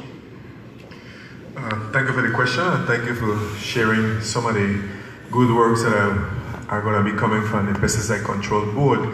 As you know, a couple of years ago, we approached you guys and submitted a position paper on the impacts of Roundup and glyphosate, which is a key component of the #1 herbicide use. So we have been working and trying to see how we can develop an agritourism model. We identified an area for which we wanted to try that pilot project. Unfortunately, at the time, we were not able to secure the funding, and we were not able to follow through with what we wanted to do in that destination. The concept is still there. We still have the proposal available, and we still hope that we're going to be able to promote it at some point. With this project that we're going to be engaging on, it definitely be looking at what you've been sharing. So when I mentioned that we're going to be focusing on hotels, restaurants, tour operators, it's not limited to that, but that's going to be our starting point. So we're going to be looking at the food chain supply, the watersheds, everything that is linked. Right now, the BTIA sits on the Sargassum Task Force. One of the key reports from Harvard University is that human has contributed to the phenomenon of sargassum, which is what unfortunately, we have been able to experience the negative impact it has on our coastal areas and our keys. One day you have a beautiful clean beach. When you wake up in the morning, you have 100 feet of sargassum. And sargassum alone brings a number of different negative impacts on not only the marine ecosystems, but also on human health. Once it begins to decompose. So we are taking all of those areas into consideration, but as you mentioned, we will know the details when we begin the implementation of this project. And through consultation and through partnering and getting to know what the different entities are doing, we're going to be reaching out to you all. We're going to be reaching out to the private sector. We're going to reach to the public sector to make sure that all of us are moving together, because it's not a BTIA standalone movement, but we want to be able to lead and ensure that we all form part of that solution, whatever that solution may be. One more question? Mike is coming.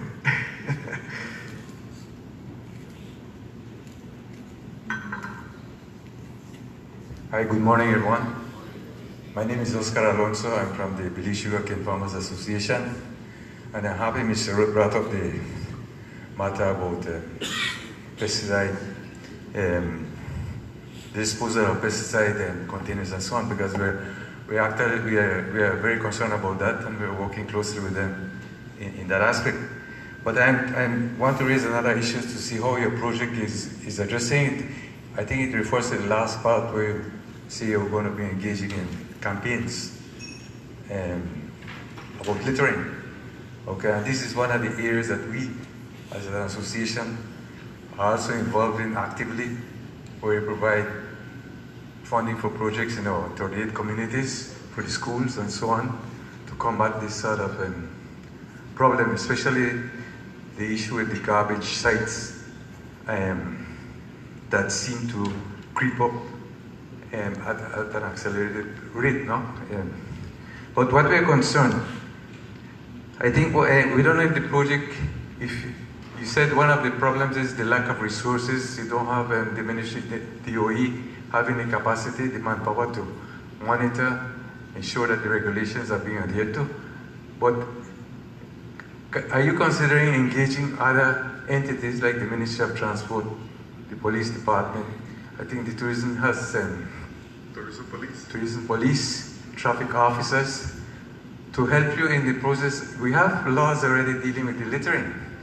It's only a matter of implementing them. The fact is, we're spending a lot of money with kids, right, in terms of littering campaign, but the problem it appears to be growing, not reducing, right? So I don't know how much your project will be contemplate engaging those other entities to see if their legal powers or their resources can be engaged to deal with it, right? Good question, a good point to bring. Actually, Anthony and I met a couple of months ago because we have last year in San Pedro specifically, we have a very committed chapter there that is focused on the solid waste. And there's on the southern part of the island, unfortunately, there's a serious solid waste situation there where we have mounds and mounds of garbage on the street sides in residential areas. you know, this is not something that came to be overnight. This has been over, I would estimate, over the last 15 years, you know, as development grew on the island and more influx of employees and tourism workers and other and residential areas increased. So I approached Mr. Mai to request, you know, we understood about 10 years ago there was a program that allowed people to be trained so that they're able to do the enforcement of littering. In other words, if they see you littering, they are able to prepare a court case and charge you with the fines. I think the fines are $500,000 fine. So that if somebody doesn't want to pay it and they want to challenge you in court, they're going to be well prepared to win the case. So what we have been already reaching out to Mr. Mai is that we wanted to see in San Pedro how we can get more of these people trained so that they can be able to do the enforcement for them. You know, and he rightfully identified that, you know, you could have a representative of the town council to sign up, the police department, the health department, the traffic department, and if the BTIA has individuals under the BTIA that want to take on the responsibility and the commitment to be enforcers, they can do so as well. And we're looking at that right now to be able to identify individuals that are going to sign up to the program, and then once we do that, we're going to formalize that agreement at least with the BTIA. But the other entities can do their part to join the movement, and this is not only for San Pedro, the opportunity is available in all the other destinations. So once we see the success in San Pedro, we, through our BTIA national network, we're going to be reaching out to other destinations so that we can get more support from our members, who are members of the community who say, you know what, I'm tired of seeing people throwing garbage. It's time for us to make them accountable and educate them at the same time, because it's not all about enforcement. They have to have the educational component, and that's the reason why we're looking forward to having a Captain Count No Litter national campaign. I'm Ishmael Quiros, Economic Development Council, and this question or suggestion follows on from that prior point. And it's about specifically the Sustainable Tourism Unit that's envisioned. You mentioned the need for environmental engineering to be one of the skills or capacities of that unit, but also I think exposure training to PPPs, and it takes an understanding of what makes business sense for the business community and private sector, but also the relationship building with the other actors, public sector and civil society. So perhaps something to be considered for that unit is specific expertise in PPPs, exploring what's possible through collaboration with this sort of thing, both enforcement as well as leveraging resources to make things happen. There's a suggestion. Let me just add quickly, as it relates to the question, and just elaborate a bit more, Ms. Alonso. We had in the past trained all the municipal governments, all the town boards, the 9 of them. We trained them in how to issue littering ticket, and we gave them littering ticket books. Now, each municipality has bylaws, and each municipality has bylaws that basically give them the authority to issue littering ticket. And we went ahead and we trained them and we donated the ticket book to them. For some reason, I think it wasn't effective because of the political swing to it, right? And so if I give you a ticket, then you might not want to vote for me. Simple as that. And so now we needed to re-strategize. And so again, regularly there's a fine of $100 if you are caught throwing your garbage on the ground per person, if it's a person. And then it's $500 if you're a company. So we catch companies throwing garbage on the ground. But we didn't stop with that, and so what we did, we wrote to the police department, to the commissioner of police, requesting that the tourism police and the community police be authorized to issue littering ticket. We didn't get a response from them. We sent a reminder. We just got a response, and they said, okay, let's start with the tourism police. And so we will do that. And so Mr. Burgos is right, we met, we discussed the issue because this is something that we need to do. And you're right when you said that we don't have the manpower to do this ourselves, and we know this. Right? And so we've done that. We recently received a letter from the Mayor's Association indicating now that they want us to do the same. They want us to come back and train everyone and give littering ticket books. So we'll do it again. And we'll keep doing it until it works. Right? And so it's just a matter of time for us to formalize these things and have them in place. The law requires that it says that any authorized person from the DOE could issue a littering ticket. So we are authorized officer, we could do it. But the law states, and it has a list of who could issue littering ticket. And for example, the process with BTIA, the persons that they identify will need to be authorized by the minister responsible for environment. So there's a vetting process that needs to occur.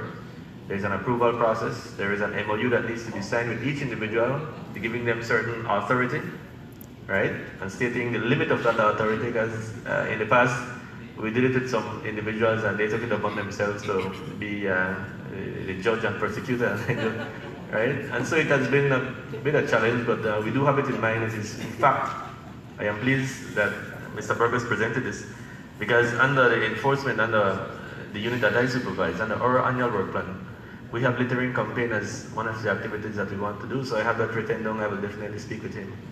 And together we could achieve our goals. Ms. Miriam, together we could achieve our goals much easier. So there are things in place. It's just, I think the ball needs to roll a bit faster. And I could see you have a follow-up question. So. Why I mention it because there are potential tourism solutions in the rural areas of the north, for Wastewater, the Mayans, the Moosh, and the other areas of the development. You have that river area, Motis and so on. Instead of being a contraband area, to develop it into a potential tourism area. So I think this is the issue.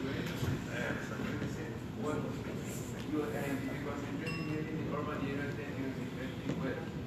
You're not trying to create opportunities for the potential. That's like a reach from that. Yeah, understand. I know you're doing good because we have contact with you. Yes, sir.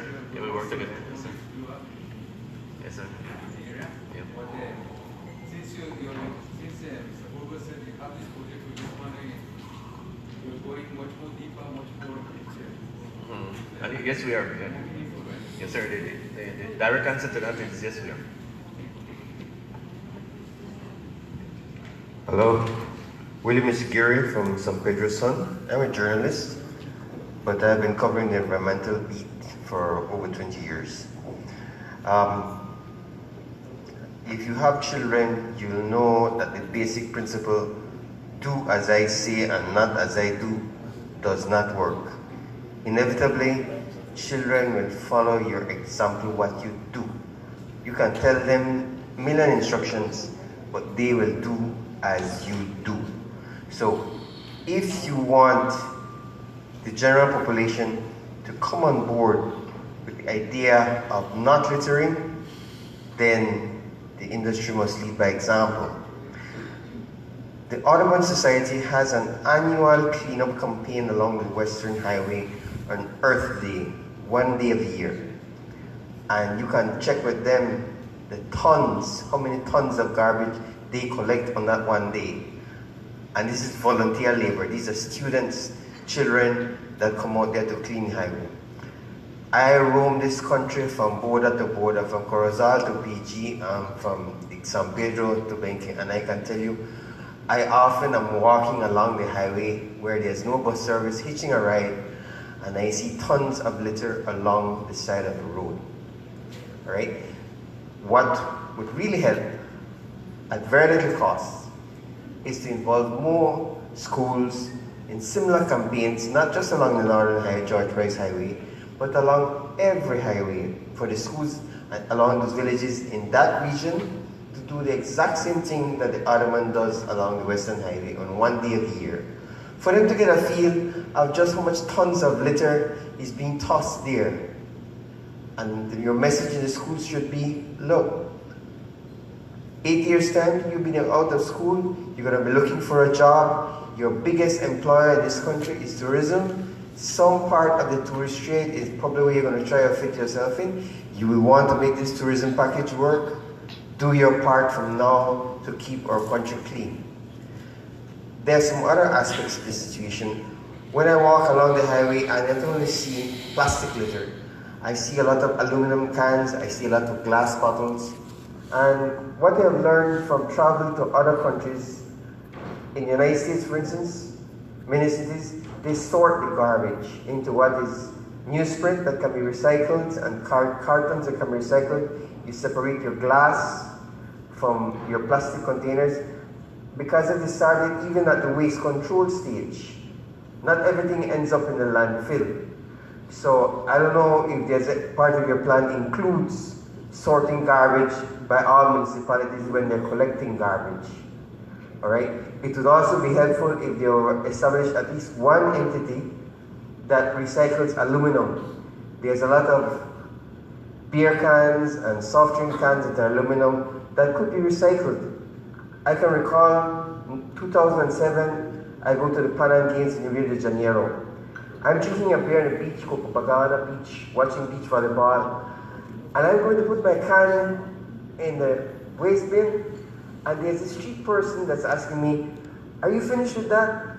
Because he wanted it because he's collecting aluminum, because he could sell it as chatara that's being recycled. So if there were that sort of program in place, that would be a big help. I mean, Bowen and Bowen is doing their part when buying back their plastic containers, and we wish there was more of the same.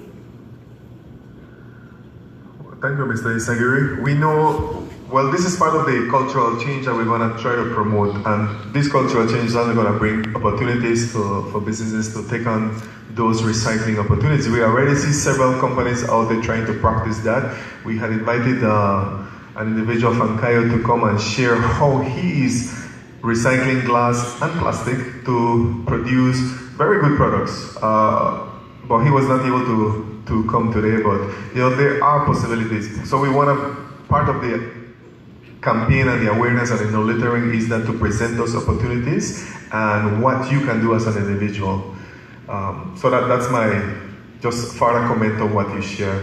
We have a final question from Ms. Alyssa. Thanks, John. Alyssa Carnegie from Oceana. I just wanted to say, congratulations. It seems like a really amazing project. I had a few questions, and I think that picked up a little bit from what Mr. Isagiri had said, as well as Ishmael from the Economic Development Council. In terms of the relation with policy, and how do you ensure that policy keeps pace? And I asked this question just because I think Nicole highlighted, amendments to the EIA. We have the plastics bill that's on the table that still hasn't been introduced. That should have been in April. I think there are other considerations too, like the fisheries bill. And so there are clearly, I don't want to say gaps, but maybe opportunities. I'm also aware in terms of, I think the Ministry of Economic Development or Investment just recently launched an investment policy. So I was just interested to see the kind of relation or what the effort would be in terms of making sure that policy keeps pace, because as you mentioned in terms of financial support or financing, one of the biggest challenges for businesses here is access to low-cost financing to capital. It's traditionally risk-averse, and as we've seen with the plastics at the forum they've had, one of the major challenges was that people who have already taken the leap, like Green World and all of these other entities, have done so on their own kind of initiative. But there's also this kind of want to say, okay, well, financing would be available or low cost if there's some type of policy in place, if there's some type of certainty in terms of moving forward, as well as in terms of investments. A lot of the foreign direct investments that come in terms of the proposals and the new developments, just how those would be integrated into this policy or into this project, because it just seems to look a little bit more focusing on what we currently have existing, working on the private sector and see how we could move forward. But I was just interested to see how you integrate policy and make sure policy keeps pace. My comment on that is that is where we want to see how we can do the private-public sector partnership. I give an example of something that it didn't turn out the way we wish it was, and I know our senator had pointed that out at the Senate, at the cabinet, and we right now we have 20% importation duty on biodegradable products. Even though last year we committed to promote the banning of single-use plastics. So you would expect that the policy would be adjusted to support that movement. Unfortunately, it hasn't translated in that manner. The other side of that coin is that styrofoam is zero rated. So in terms of making a public announcement and having this cabinet paper been approved and establishing a date for it to be phased out for banning to begin implementation, the policies have to come in support of that. And that is where we are going to be trying to see how we can close up partner with those government agencies. That would be specifically the Ministry of Finance, with whom we have to discuss, and the Customs Department. How can we say that we're going to be banning single-use plastics and then we're not getting support for the alternatives that are biodegradable and eco-friendly to receive zero rating? At least if you're not going to tax styrofoam, don't tax the biodegradable products. Provide the opportunities for, I invite you all. We have several of the suppliers and importers and manufacturers here at the back. I encourage you to look at their products and see what they're offering. It might be more affordable than you can think, but we want to ensure that we make it more affordable. So that is going to be part of this movement. So we're going to take a more aggressive approach, and we're going to be able to see how we're going to be able to get that support. Anthony? Yeah. Well, thank you. That's a very good question, and thank you, Mr. Burgos. My input to this question is that basically the link is basically you guys, the advocacy groups. And I'll use an example in regards to the plastic initiative, the banning of the plastic.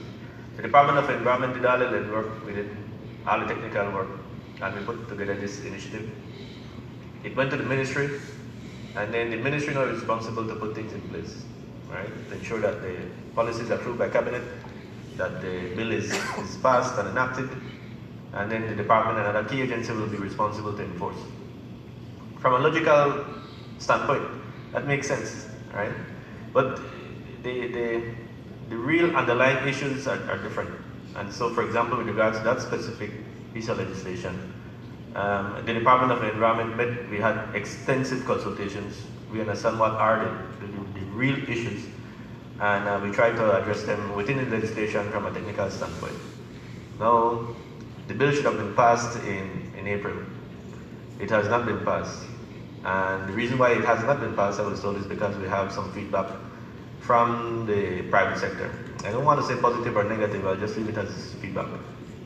Now, if this bill is to be put in place, we have done our work. From the technical standpoint, we need now you. We need the advocates to meet with the decision makers, to express how important it is to put these things in place. From a technical standpoint, we already know how important it is. But they need to be reminded. And again, it's not an easy decision for them either, because they are seeing the big picture. From where we are, we're seeing, this is where we need to go, but they are seeing the entire picture. And so for them also, the decision might not be as comforting to you, right? But they have other reasons and justifications as to why they need to do things a certain way. But it will stay on the forefront if you, the general public, and the advocates allow it to be on the forefront. And you guys are good at that. Yeah. You guys are excellent at that. I was just going to say, and thanks for that. That's great contribution, because what the policy in this case does translate to is an opportunity cost for Belize, because as from a national perspective, a tourism positioning perspective, a branding perspective, so to speak, for the country as a tourism product or entity, a destination, being one of the first countries within this region to say we're going to ban single-use plastics and styrofoam was a real opportunity. I think the only other country who managed to do that was Costa Rica, and in terms of looking at natural competitors for the Belize as a destination, Costa Rica is one of those persons. But then I think just 2 days ago, Quintana Roo, Mexico, which is a huge competitor for Belize in terms of destination and tourism as well, came from behind and already introduced their policy in terms of single-use plastics and styrofoam, the banning within a 1-year period. So the reason I really asked the question in terms of how do we ensure that policy keeps pace is for precisely that reason, because it's not just in terms of looking at it from a micro perspective, but from a macro perspective, because it does have a very real, tangible cost and an opportunity cost to the country overall in terms of tourism positioning and opportunities. So, but thank you. Sure. Just let me add that, and I'll give you the mic shortly. So as it relates to other countries putting the ban on plastic in place, early on when we were putting this initiative together, we did some research and we realized that for us, we wouldn't take the approach that other countries took. what they did was that they quickly enacted banning on plastic. And then when they put that in place, they begin to realize all the underlying issues that goes along with that. And then the policy became shaky. And so what we did, we took a more practical approach where we wanted to consider all the possible issues, deal with and correct all the possible issues under the legislation, such that when we put it in place, it would be solid and it would be strong. And that's the reason why it took a while, because we didn't want to just enact something without really putting any real thought into it and ensuring that it is solid, right? And that everyone would be able to live with it. But let me just pass you on to Dr. Hayes. Yeah, I just wanted to emphasize that I think there really is an opportunity cost to litter in Belize. I continually hear from tourists, and I'm sure others do, that why is there so much litter in Belize? And they notice it, and it's not, it bothers them, and it affects tourists coming back to Belize. I don't think there's any doubt about that. Yep.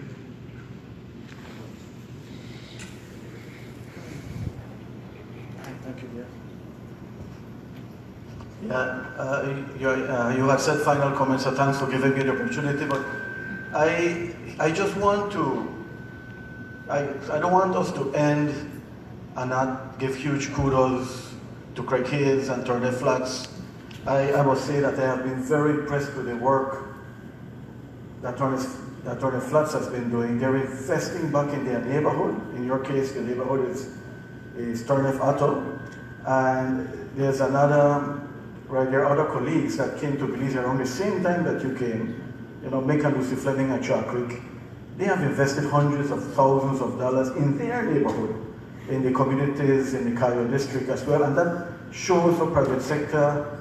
We have excellent cases of properties in Belize that give back, good corporate citizens, and there are others as well. And what I would like to see, John, and with our initiative at BTIA, is that as we conduct the eco audit, we also document the good practices that are underway in terms of giving back to the community, giving back to the neighborhood, be it the environment, the natural resources, and communities as well. So I just want to compliment Turner Flats and all the work you've been doing. Just when we hear that some of your people have been working there for decades, at Chalk Creek, I know for a fact that that is happening as well. That says a lot about these properties. We need more properties like that. So I just want to compliment you for that.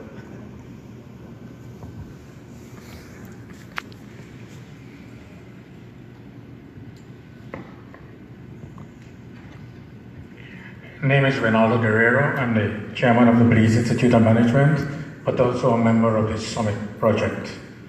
I wanted to mention that each and every one of us has an opportunity to take a leadership role in all of the things that we have been talking about. And one of the initiatives that we have started at the Belize Institute of Management is to search for ambassadors who are already engaged in practicing sustainable development without any laws being made, without any efforts. And amongst those ambassadors, Craig that sits there has been selected as one. Mick Fleming also. The video is already up on YouTube, and those will be promoted within the next day or two. Senator Salah's restaurant, Nahim Mayab, is also one of our ambassadors. What I'm getting at is that this is a value system that we have, and we need to keep on promoting the value system that we have. And because of my involvement with the Summit project, I decided to take my role as chairman of the Belize Institute of Management to look at the corporate side, which are our main customers, and see what they are doing. And what is interesting is, for example, G.A. Rowe and Sons, they have decided to take initiative independently by buying containers for their staff so that they don't have to be buying styrofoam. When I did an analysis of what the larger corporations, the BTLs, the Social Security, PWS, their staff consume at their main offices, right? They buy about 100, 200 plates of food every day off the street. That's 200 styrofoam containers going into their companies, which becomes garbage in their companies, which they're responsible. Multiply that times 5 times, multiply that times a month, per year, you're talking thousands and thousands of styrofoam containers, plus each one carries a plastic bag with it. So when we're talking banning single-use plastic and styrofoam containers, what we are doing, and the leadership role we're taking, is saying, hey, corporate, should you care? And I'm saying the CEO should care about the garbage that comes out of his business, right? Now, CEOs are concerned with the bottom line, right? But we're talking carbon footprint here. How many CEOs even know what the carbon footprint is or even care? So part of our role is to spread the word using our platform from the Belize Institute of Management. So some of these videos are already out there, they've already been promoted, we have received a lot of likes on our page, and we're going to continue with it.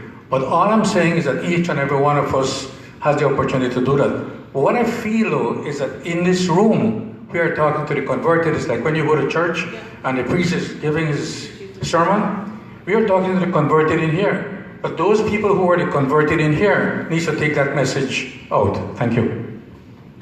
All right. Just remember that the focus of today's event is to end with a very positive taste in your mouth of what is coming. All right, we want you all to be a part of this movement in whichever way that you can contribute, whether it's at your individual level, at your place of work, with your neighbors, with your corporate partners, you know, whoever it is, your family members, you know, you need to spread the message, and it starts here, it starts today. So we wanna end with a positive note with that in mind, and I see one last hand. So we're going to give time to Mr. Mike to say a few words. Mr. Mike Houston. Hello, I'm Mike Houston. I've been on the NEAC for about 10 years. It's supposed to be a 2-year term for an NGO, and I was able to persuade them to keep me there until this year. One quick compliment on the Department of Environment. At the NEAC meetings when we had lunch, they used to serve it with styrofoam containers. A couple of times I gently complained about it. You know what they do now? They bring the food in bulk and they serve it in plates and dishes that they wash after lunch. So I must compliment the Department of Environment for leading the way in this one